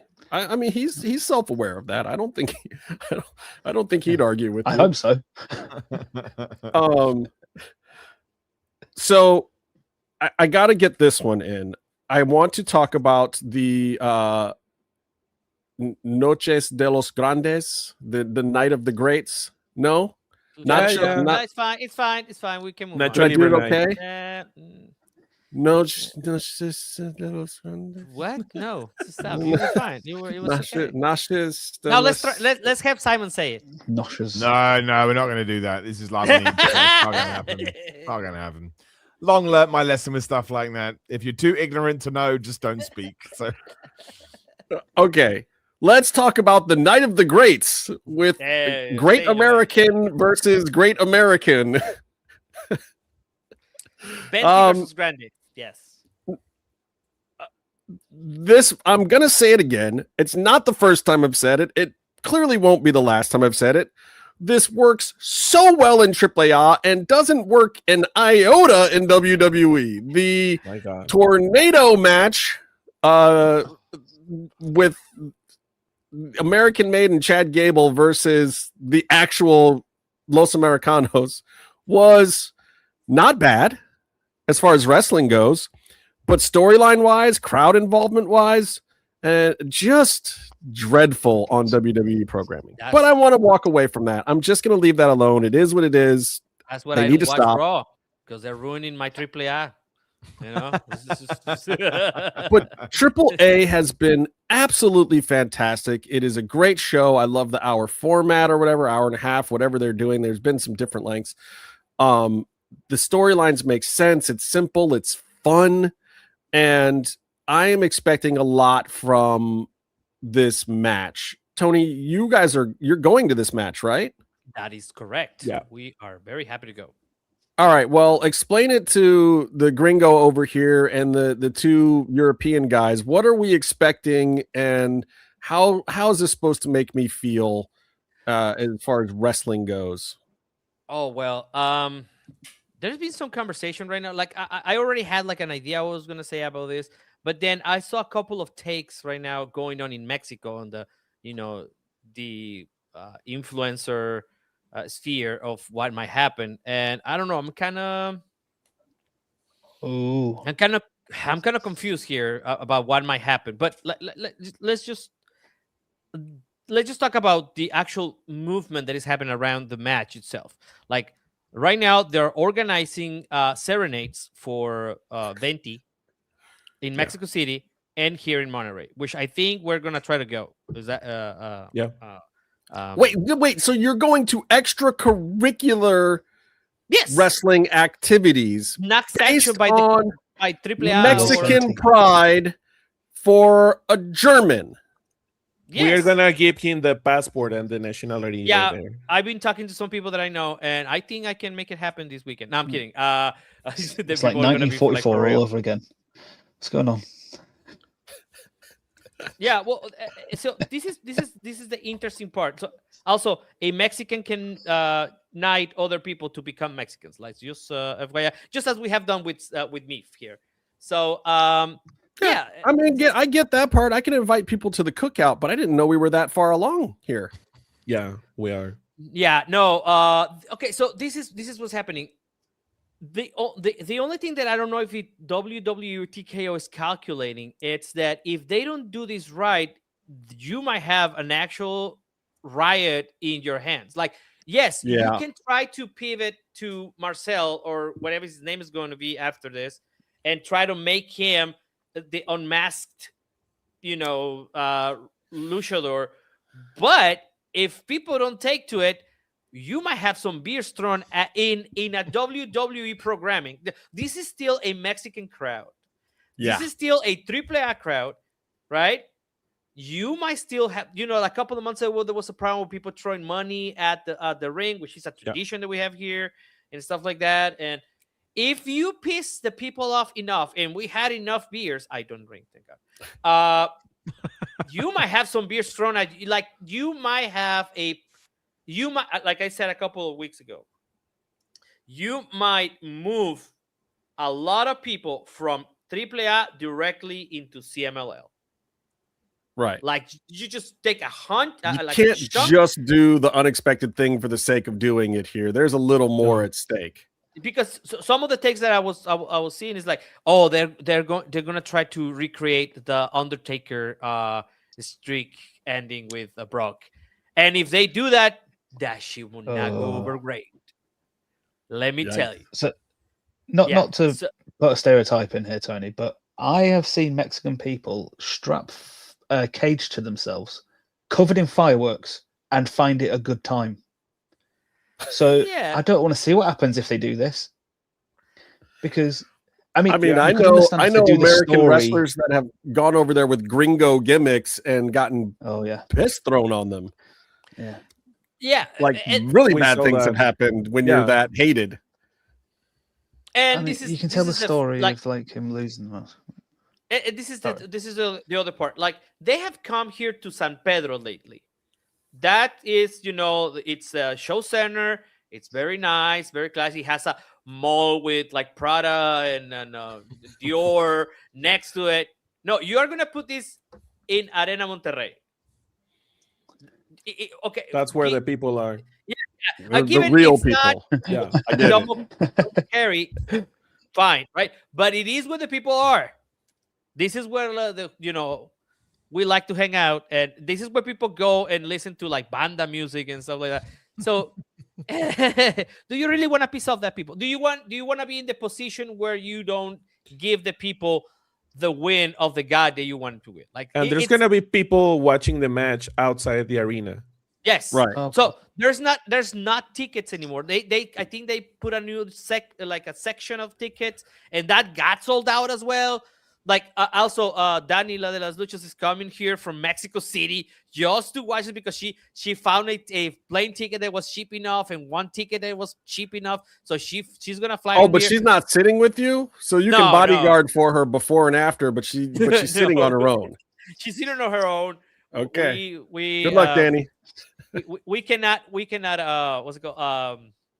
We're gonna be eating beans and rice for the next couple of months for these tickets.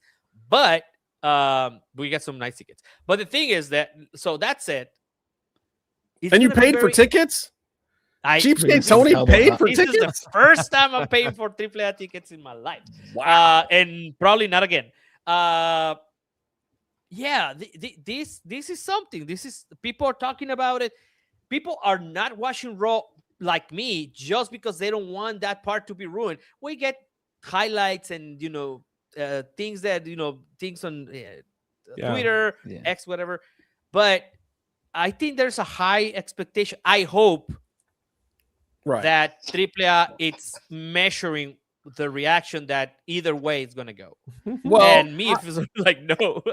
Well, I'm just saying I'm hoping because to quote a British person, I've got some bad news for you. I think that he's from Preston. Judging by the American indie kind of reaction, and this show kind of came out of the Lucha Clique, which was the indie wrestling side of Lucha Libre from the American perspective, and the Lucha blogs and the Professor Casey and Meefloaf and all these guys, and even though Meefloaf was in England, but like there's a distinct perception here that this is one of the best things in wrestling, period. And in America, at least with the smart marks and the indie wrestling crowd, this match is highly anticipated, probably more so than anything at Double or Nothing or Clash in Italy. So that's great. Like, I think it's doing its job. You've got the hardcore fans interesting. I don't know if it translates to the casuals or not, but I think that at least from the American perspective, this match is being given the credence it deserves. I think we've all recognized the importance of it. I think a lot of us are surprised how Marcel has really become this. He's fighting against literally everything that he actually is, which is hilarious. And it makes it just a wonderful story, but that it's being so embraced by the Mexican people and that he is fighting for Mexico, and he's fighting for representation in wrestling of doing things the right way for Lucha Libre. It's hilarious, but also it's genuinely heartwarming somehow. And I don't know how we got here, but I'll take it because there's very little of that in wrestling. So from the American perspective, love it. I'm all for it. He also did something the other day. Like he did a video, ask himself with a Mexican national team shirt on, and then he forgot that he was not wearing a mask, or he kayfabe or whatever. But then he was like, he in Spanish, like from your friend. Sorry. I don't know if he tried to say Marcel or he was gonna say Ludwig, whatever. But he's like, from your friend Ludwig Kaiser. It's like, what? It was great. He was saying that like it was like a shout out to a kid, you know. I love it. It was. And I hope he just stays under the hood for the rest of his entire career. But Simon, Meef, I want to know what your perspective is, being British and slightly more removed from this continent, if it's translated over there, and what you guys think about the Americanos battle. Simon, I think it all depends on what you're watching. Yeah, because like the tornado tag on Raw I thought was hilarious because impossible to keep up with because it's just the same person flying around. I was like, this is the most stupid this actually needed tags. I know we didn't do tags to tie into the culture and stuff, but man, that was really, really making me laugh. But I mean, I try and watch AAA in sort of highlight form, and look, it works down there, right? And I think that's the coolest thing about wrestling is you can go in there with the best laid plans, the worst laid plans. If something connects and something works, just go with it.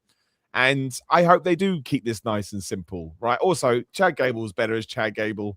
It's sort of, I guess there's a funniness. Whatever funniest there was there, it wore off a long time ago. I would argue it's probably quite novel at the time. But, you know, this Ludwig Kaiser thing came out the other side, which is a massive positive.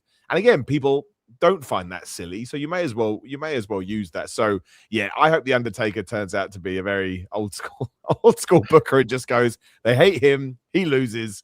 And then Chad Gable can just go back to being Chad Gable because as Chad Gable, that's another conversation for a different day.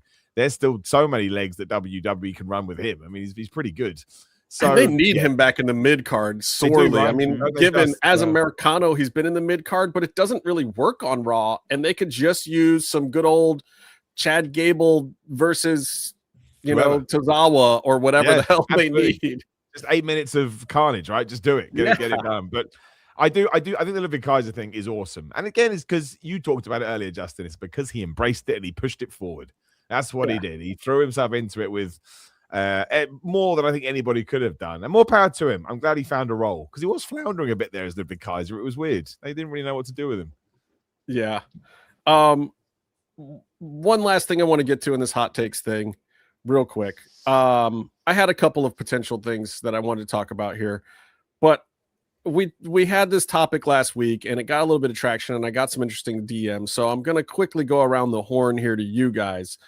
What character in wrestling needs a gimmick makeover right now? Who is it? And what would you do for them in general? Like where should we go with some of these people? I'm going to go with one that I stated not too long ago and go a little more in depth on it. I think Aleister Black needs to go back to being Tommy End. I think that Aleister Black and Malachi Black or whatever have burned the bridges, not necessarily like torched them down, not in an evil or bad way, but like that character, that style, that thing, it's run its course. He also got shoehorned into kind of being a replacement version of Cross, which I don't think fit him very well. And it's been sullied. It's not where it needs to be anymore. And if you go back to more of this European kickboxer, this evil Dutch kickboxer kind of thing that he did on the indies, I think there could really be some life there for it. I think he could have some good indie runs. And I think that he could even get himself back into a position of maybe being desirable in an AEW or even back at WWE for a third time. But I think he's got to go to a different gimmick, and the current thing has to just 100% go away. I think it needs a makeover because I think if people continue to look at him the way that he's being looked at right now, it's damaged goods. And I don't know if he realizes that or not. So my take on the gimmick makeover is Aleister Black. Lose all the dark stuff, lose that stuff, go to a more gritty, European tough guy thing, go back to the kickboxer thing and lose the whole Prince of Darkness thing. As Ozzy Osbourne said, I'm the bloody fucking Prince of Darkness, Sharon. Like, just lose it. Lose all of the goth. Christ. Yes. What was that accent? That's Ozzy. It's Clearly. Ozzy. All right, so this time I think we'll start with Simon. Simon, have you got a makeover tip for somebody here? I would argue that WWE could make over their entire tag team division. I don't know that they would disagree at this point. Is anybody there? No, I mean, I don't even think that she's in a bad spot. I just don't think that WWE particularly knows what to do with her. I would say you can kind of push all these people together. Well, especially these two. I think Bayley and Lyra need something, because all the stuff they were doing beginning of last year, whenever it was, with Becky and the IC title, was so good. And I was really, really enjoying it. And I thought they made that belt feel like it was worthwhile. And then we had that SummerSlam match, which didn't go to plan, but that's okay. These things happen. And that felt like a massive full stop. Yeah, I mean, what I really wanted to happen with the women's tag belts was to evolve Alexa and Charlotte and to evolve Bayley and Lyra, and kind of like, okay, we've established they're friends, turn either of them, one of them heel. I don't think it particularly matters, but then actually start telling the stories about, because they've been, especially Charlotte and Bayley, have been around for so, and Alexa too, right? They've all been around for ages. But I think out of all four, to give you a more specific answer, I still think, I'm just a big Bayley fan. I just think there is still so much untapped in there that WWE's never accessed, really. Even after I win at WrestleMania 40 against Io Sky, right? That was 40. Was it 40? I think so. Yeah. It still felt like, great, we had the moment, but then we didn't capitalize on it, which actually has been a WWE faux pas with that Raw women's title, because they did it with Tiffany. Well, it was a SmackDown one. They did it with Tiffany Stratton, and they did it with Stephanie Vicaire. Like, where's the follow-on feuds? There's no follow-on feuds. I don't understand it. So I would like to see them do something else with Bayley. But then I see Bayley in interviews, and she seems very content and happy. So I'm like, well, that's all I really care about, as long as you're having a good time. But I think there's still something there. There is a Mark Henry type moment within Bayley that we can use, and I think it would take her off on a nice run. So yeah, I'd like to see something there. See, you see that, Meef? Simon is behind tapping Bayley. We're all behind Bayley. Appreciate all of it. Sorry, it's just a running thing here, Simon.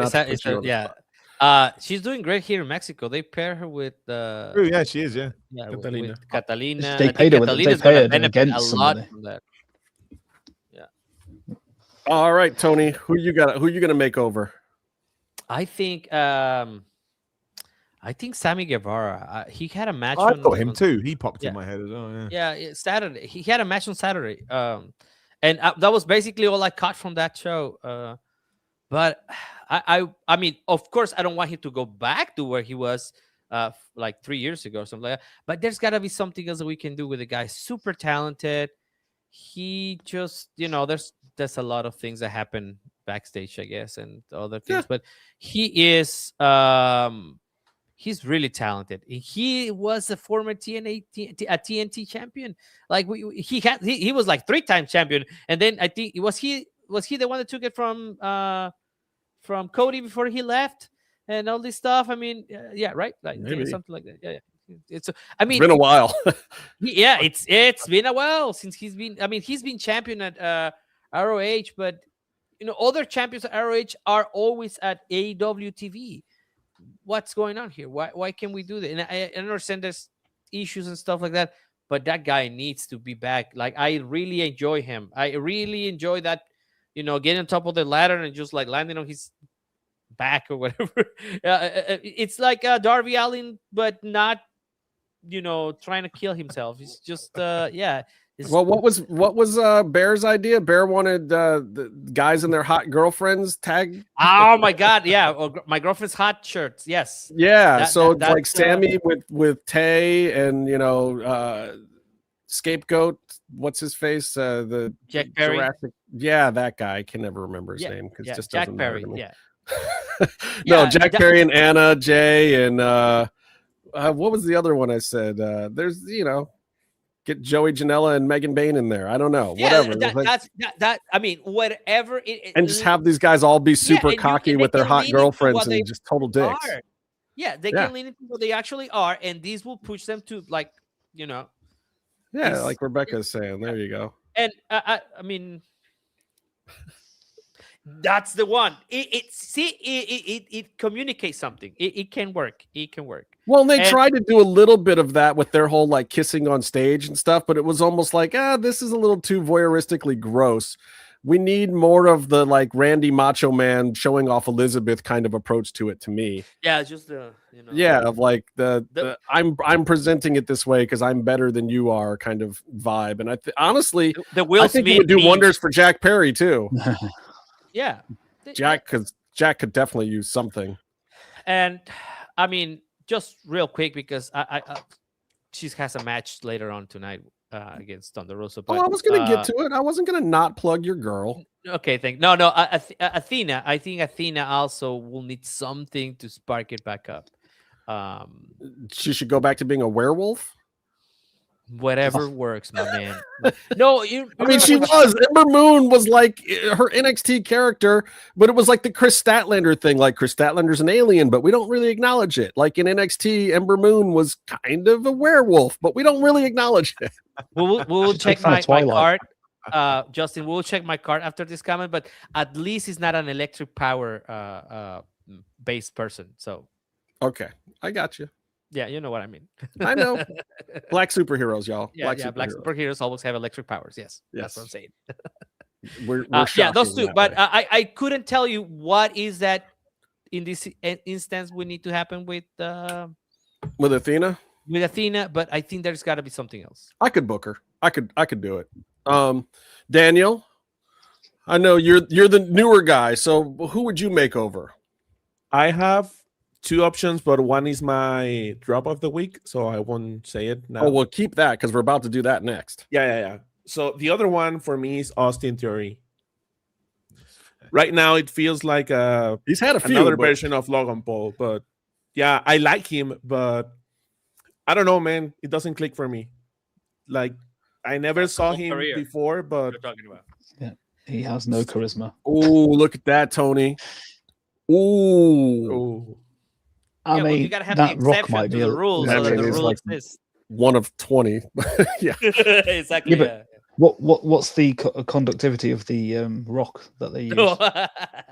So I'm just saying. In that second Black Panther movie, there was a lot of electricity going on that CGI scene. Wow. Guys are terrible. It's racism. It's not. I'm just pointing out a flaw in comic and superhero lore. So yeah, let's move on. All right, Meefloaf, did you have? Oh, go ahead, Daniel. No. That's it for me. Okay. Sorry. What, Meef? I don't really have one because I don't care about anybody enough to make them over. That needs saving. The only person I would like to see have an entire gimmick rework is Psycho Clown. Oh my fucking god! So he stopped. Yeah, but you want to see him have his gimmick reworked, as in you want him to go and work at a 7-Eleven, like, and not be in wrestling. Not quite that doesn't really count. It can be in wrestling. I just don't want to see him bouncing up and down with a guitar. Okay. With a blow up guitar.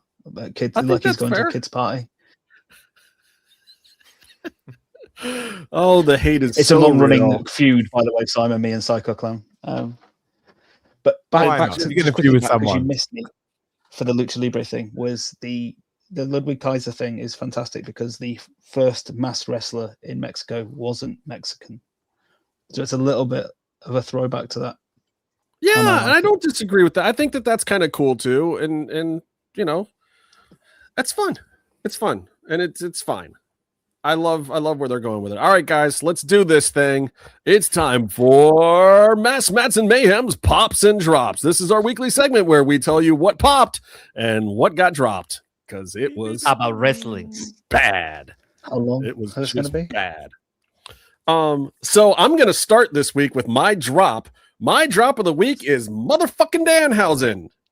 And I'm going to use bad words now, Tony, because we're past the 5-minute mark. And damn it, that little shit. I love Donovan as a person. I hate this Danhausen character.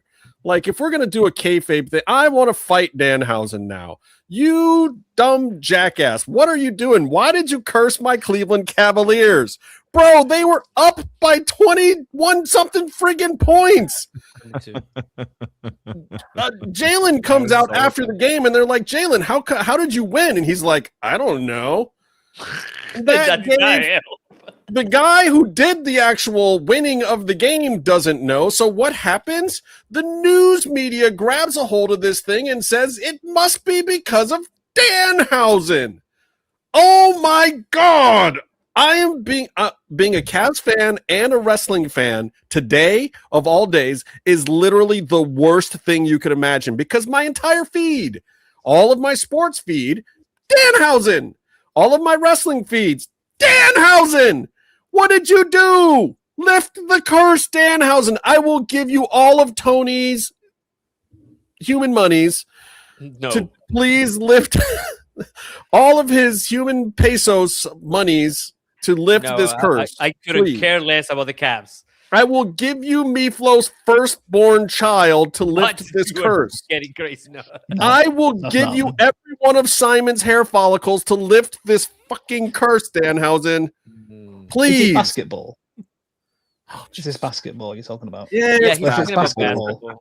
It's not that hard to score 1,000 points a game, isn't it? Everybody just runs up one end, throws a ball in, then they run up the other end, throw a ball in. It's a nonsensical sport. You have to understand there's nothing else going on in Cleveland. This is what keeps them alive. Okay. So I just like the way Tony says Cleveland because he makes it a 3-syllable word. Cleveland. Very awesome. Keeping that. That's my drop. I'll leave it alone. I'll leave it there. Fuck you, Danhausen. Please, Cavs, just prove this prick wrong. But now it doesn't even matter because he'll just say, they didn't give me enough human monies. And, he can get his way out of it now. They've won 8 straight games since Danhausen uncursed the Knicks and blessed them. 8 straight games. It's unheard of. In the NBA playoffs, nobody wins 8 straight games because of some face-painted wrestler. Like Thunder Rosa. Can Thunder Rosa curse the Knicks and bless the Cavs? We need a face-painted wrestler to help us. She only cares about the Spurs. The Spurs. But then we could face the Spurs, and I would be happy to lose to Wemby in the finals.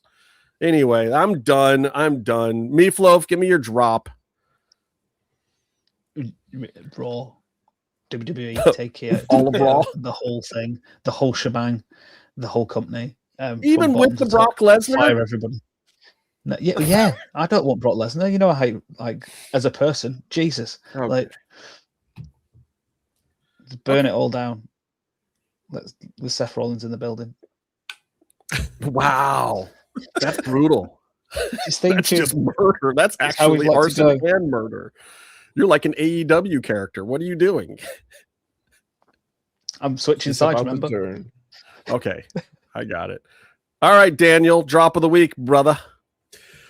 For me, obviously, it's Raw, but the thing that I didn't like. This is so brutal. Sorry, WWE. Yeah, don't hate me. But the thing is that remember how we all got excited by the demon? We all got excited. So I don't know, why are they making all of this? Why they make that fight have the demon back if they're not gonna do anything? But this is what I said to you guys. Finn Balor is dead to me because WWE keeps doing this. They just dick tease you with the demon, give you 30 seconds of it. You guys all pop for it. You all fell for it. And then you get 14 weeks of Finn versus JD over and over again. And it's not that it's bad wrestling. It's that it does nothing to move anything forward. It is literally just filler. And they treat it disrespectfully like it is just filler. JD versus Finn Balor could be a pay-per-view main event if they gave it something and didn't treat it like filler. But they're going to keep screwing you. Give up on Finn Balor because they gave up on Finn Balor, not because you want to give up on Finn Balor. That's all I'm telling you, Daniel. He's going to be triple-A champion, mega champion. He's going to be. And he might. So. And I think that's what's going to happen. I think they're going to get there. But for right now, yes, what you're getting post Demon Awesome Moment is Finn Balor filler. It's just nougat. It's something you put in between chocolate to make you just think that there's more chocolate when there's no actual chocolate. It's and nougat. if they're gonna do that, give him a remake. Give him something like Bullet Club or whatever the status his character had back then. But yeah, oh my god, I hate that. You were had, brother. You were had. Tony, what's your drop? Give me a drizzop. My drop is actually, so we went to a CMLL Alto Voltaje show on Sunday, and unfortunately, I think it was the first time that Mystico was here, and he got hurt on that show. So what did you do? No, nothing. Throwing glass in the ring. Vaseline in the ring. Did you make him slip? No. What do you mean? I like the guy. We've talked in the past. Just checking. No, it was a great moment, but then and this is the problem with me being so trained to actually know when wrestlers are hurt for real. That I knew it immediately. He hadn't even popped back up, and I was already telling Daniel, crap, he's hurt. And then he went down on the ring, and just they were looking at him and stuff. They were like, he's fucking for real. So that's my drop, because I actually am going to Mexico City, and I'm gonna be in Arena Mexico, and I mean, first of all, I hope he gets better, and I'm sad that he's because he's only got 200 more dates this year because he has to do 400 days in a year. So I don't know how he does that. He's gonna play us against Oxytism. I'm telling you, he's Lance Burton. He's actually one of triplets, and they just switch places. There's an old trick in Lucha Libre, which is some chubby guy goes out and tells everybody he's Santa. How many women got pregnant by Blue Demon Jr. back in the day? but now I won't get to see him in Mexico City, and they will not do the awesome entrance with a sold out crowd. By the way, Thunder on Friday at CMLL Arena Mexico sold out. Nice. Yeah. All right, let's plug Thunder Rosa now while we have the chance. Tonight on AEW Dynamite. I can do that because JJ Walker is my third cousin. That is true. Dynamite. Anyway, sure. Thunder Rosa is in a 17-woman match. All of the female roster will be in this match. No, she's very excited. I talked to Thunder earlier. She said that it's really cool that she's back in there. She hasn't had a chance to step in the ring with Athena since the day before All In, and she sounded like she was very much looking forward to getting her hands on Athena. So that alone made me very excited for the match, regardless of all the other A-list talent that is in the match. But Thunder will be on Dynamite tonight, and then Thunder will be appearing in Arena Mexico this Friday, right? That's correct. And also in Arena Coliseo on Saturday. And she's doing a double shot. Great. Yeah, she did. And then we're going to Guadalajara for the first time ever. She's going to be in Arena Coliseo, Guadalajara. And I invite everybody here to try to say Guadalajara, except for Daniel. Guadalajara. Guadalajara. Sing it. Simon would never. I've learned my lesson many a time. We're not doing it. Guadalajara. Yeah, with those rumors. Okay, that's good. Yeah. So we're trying to. That's great. He's just talking Spanish. Okay. So we're there's some rumors that TK might take Grand Slam to Guadalajara as well. So we're trying to prepare the terrain for. Oh, that's nice. Well, I mean, that's a great use of her as a dual sign talent. That's what she should be doing. She should be an ambassador for the sport and helping AEW translate down there and helping CMLL translate up here. I think that's a great position for her at this stage of life, and we're always excited to see our friend Thunder on the television. Now we get to Simon. Simon, unleash your drop of the week on us. What did you hate? So this is going to be my show. My last more wrestling talk. Oh, I think until WWE changes this, I shall continue on my vindication against it. And anyone that watches my content knows this has been going on now almost a decade, I would say. And it is Brie Bella's entrance music. And the opening, that auto-tune Brie mode, which does funny stuff. It's like nails on a chalkboard to me, which is why look, I want Nikki Bella to get better because I want her to not be injured. But when they come out together, they come out to her music or the Bella music, I suppose. Whereas when Brie's by herself, you get Brie mode. I'm like, I can't. I don't even know what it is. It's just like it hits me. It's PTSD, Simon. That's what that is. Yeah, it's exactly PTSD right. From a time of terrible, terrible wrestling. Oh no, I actually think it's the there's something in the audio that actually makes it's when people like scratch. It actually makes me. Yeah, there's some 14 kilohertz tone in there. That's right. And there was it's either 14 kilohertz or 8 hertz, which makes you poop yourself that they use on terrorists. The other way. That's the other thing it could be. There was a glitch last week as well. They actually played her music twice, and I was like, "Well, this is just now they've really gone and done it." Yeah. So I'm going to give it to Brie Bella's Edge's music, which I you know what you can they called you can Def Rebel that. That's the one. There you go. There's my caveat. Don't Def Rebel anything else, but Def Rebel. Or you can ask us to do a new intro for me and Danielle. We're actually working on music for intros. Can you imagine what Def Rebel Simon, would do if with you it? want something else, that sounds like Metallica, but it's in Metallica. We have a Cumbia Brie mode. Cumbia Brie mode. That's right. I'll say you something we worked on Monday. Was it on Monday? I just WWE is really weird when it comes to the music right now because it's 50-50 and there's no real in-betweens. They're either like I hate Steph's music because it sounds exactly like Finn's old music.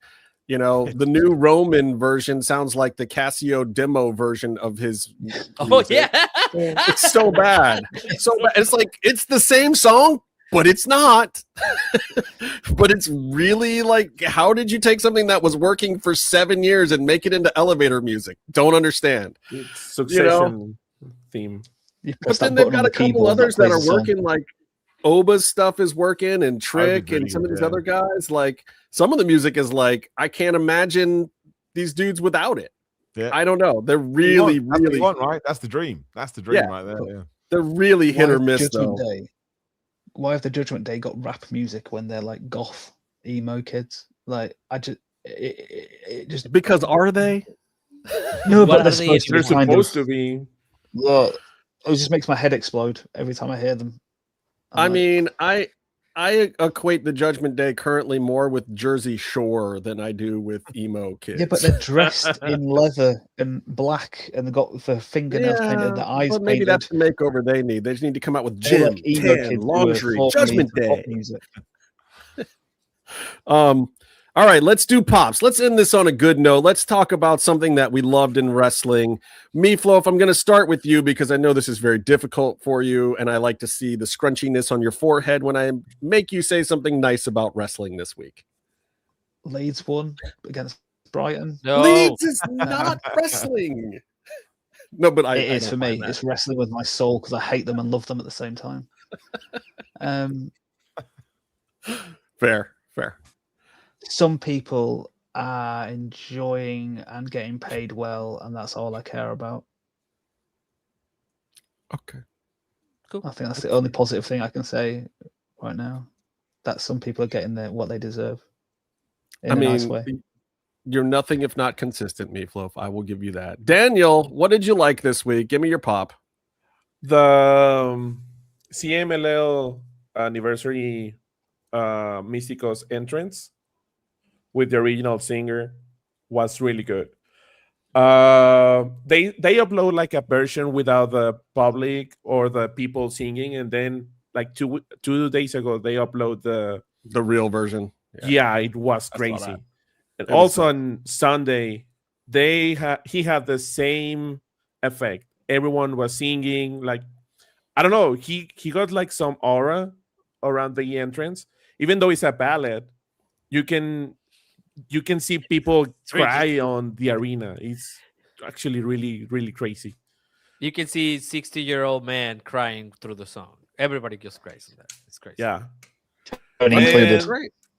And the other pop that I had related to like AW or NXT in this case, WWE and NXT, is the Women's North America Championship match between Tatum and Lizzie was really good.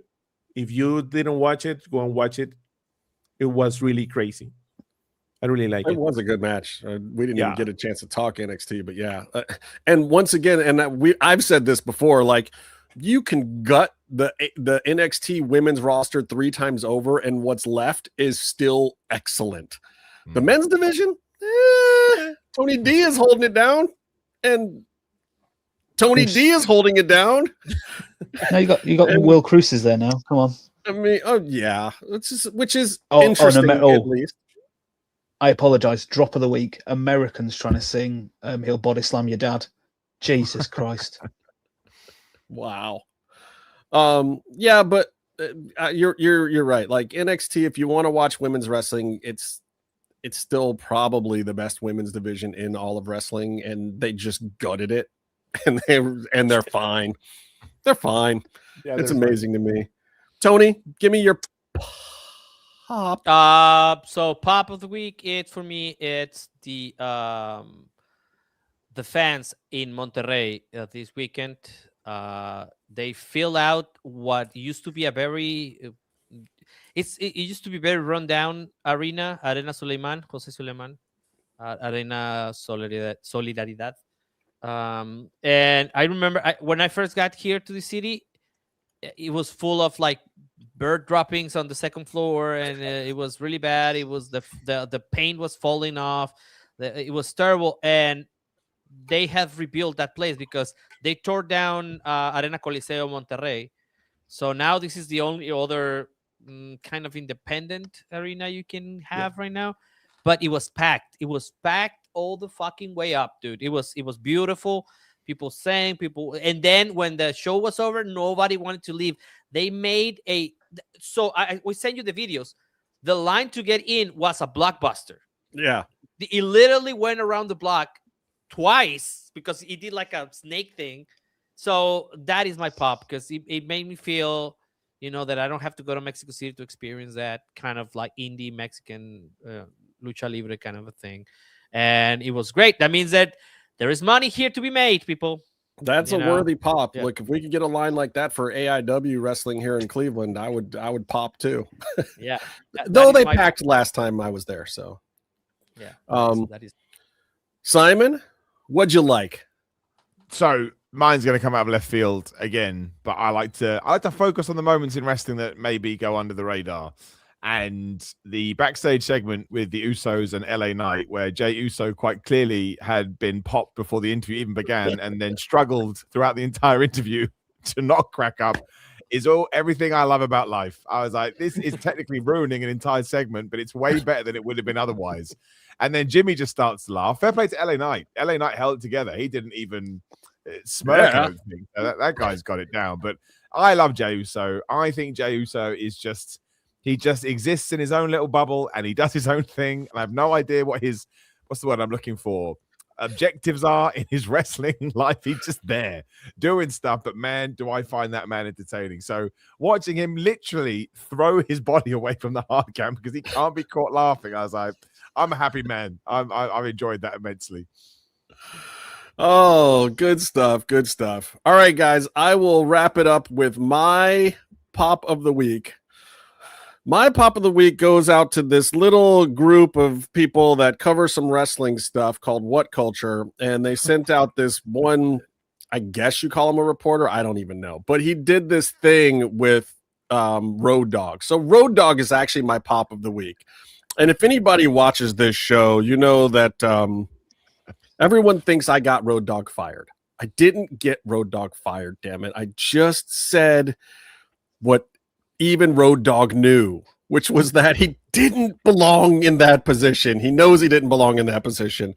But the interview that Simon did with Road Dogg and Billy Gunn, absolutely phenomenal. Please go and watch the clips at very least, if nothing else, because Road Dogg after post WWE is in 100% fuck it mode, and it is beautiful, and it is everything I love about wrestling. Like, he can tell no lies right now, and Simon pulled all of the best stuff out of him.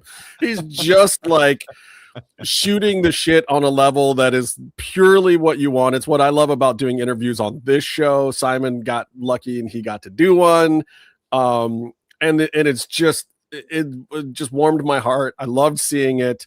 It's definitely my pop of the week, along with this. No, not that one. This. Yeah, Bailey's jeans. Oh my god. What Is about there Brock any? Lesnar's I mean, jeans? we talked about it for 20 minutes on Monday. I don't care if it's completely inappropriate. Bailey looks really good in those jeans. I'm sorry, she just does, and that makes me a terrible, dirty old man, and I can't help it. I'm sorry, Bailey. God bless you. That's it. That's all I can say. And God bless Simon, and God bless Road Dogg. I know you guys think I hate the guy. He just didn't belong as the head writer on SmackDown. He knew it. I knew it. A lot of people backstage knew it. Everybody knew it. I wasn't trying to get him fired. He fired himself, for Christ's sakes. He didn't even get fired. He said, I'm firing me. I'm not good at this. I don't want to take this crap anymore. This is nonsense. Nobody listens to me, and I'm just sitting in here, and people are laughing at me. I'm leaving, and I'm going to do fun things with Simon and Billy Gunn. And I hope to God that they actually do. I hope they do a couple of fun things. I think he deserves it. And I've seen Billy in AEW recently. Billy is amazing. And he is an old man. I don't know if it's TRT or what the hell he's doing, but whatever it is, keep doing it. I don't care what anyone says. It works. It's phenomenal. He still wrestles great. He's hilarious. He's entertaining. He's giant. He's the same size as Brock friggin' Lesnar. Like, he's just super duper entertaining, and Road Dogg deserves to have good things in his life, especially after the shit show that is WWE. God bless him. I think he got out at the exact right time from what I'm hearing, because it is absolute bedlam backstage right now. There is so much infighting, and the morale is in the dumps at WWE, and they've really got to change some things very quickly over there. He absolutely made the right move, and now he looks like a genius for getting out when he got out. So get out when the getting's good sometimes, folks. Doesn't matter how much you think it's the place to be. Look at Road Dogg in that interview. He is a genuinely happy individual. He likes his life. Was there anything that you took away from those guys, Simon, in that interview? I don't want to not give you a chance to speak on it, but I mean, I barely did anything. They were in that kind of mode. I'll be honest with you. Like, I thought they were going to say no, just because I get it. They're trying to sell their wares. They don't need to do a 5-minute interview with me. So I was very appreciative that they did. But yeah, as soon as he started talking, you could just tell, you know. And also, I will not that I did. This came from a very genuine place, because I don't care about stuff like this. I think it's important to say the things that you mean. Road Dogg had actually replied to, when I got in the PWI last year, which is the most ridiculous thing ever. He'd replied to my tweet going, because I'd said, I don't care if it makes me a nerd. He went, damn right, be a nerd. So I reminded him of that tweet. So I think that just kind of broke the ice a bit. It's like, okay, well, this guy's going to be, you know, he's not going to try and pull any fast ones. We've had that tiny interaction. So I think that just put him in a good space, and he was genuine. I did nothing. I just moved a microphone around, and they just went off with each other. So they were great. And it's, I mean, that's part of why it was such a joy to see it, because you didn't even have to do your normal thing. And you are a very entertaining guy. And as an interviewer, you bring out a lot of stuff from people. You didn't have to do shit. It was just like, these guys are back to being the new age outlaws, except they're the old age outlaws. It's amazing. It was nice seeing the chemistry. You could see why they worked, right? They play off each other very, very well. So yeah, great guys. Really, really good stuff. So you guys go check that out. Check out Under the Mat. Check us out. We're going to be back tomorrow with a little bit of a Dynamite recap with some of the other fellas that we're going to still probably record later tonight. But thank you guys for joining us as always. And remember, stay calm and stay in the mix.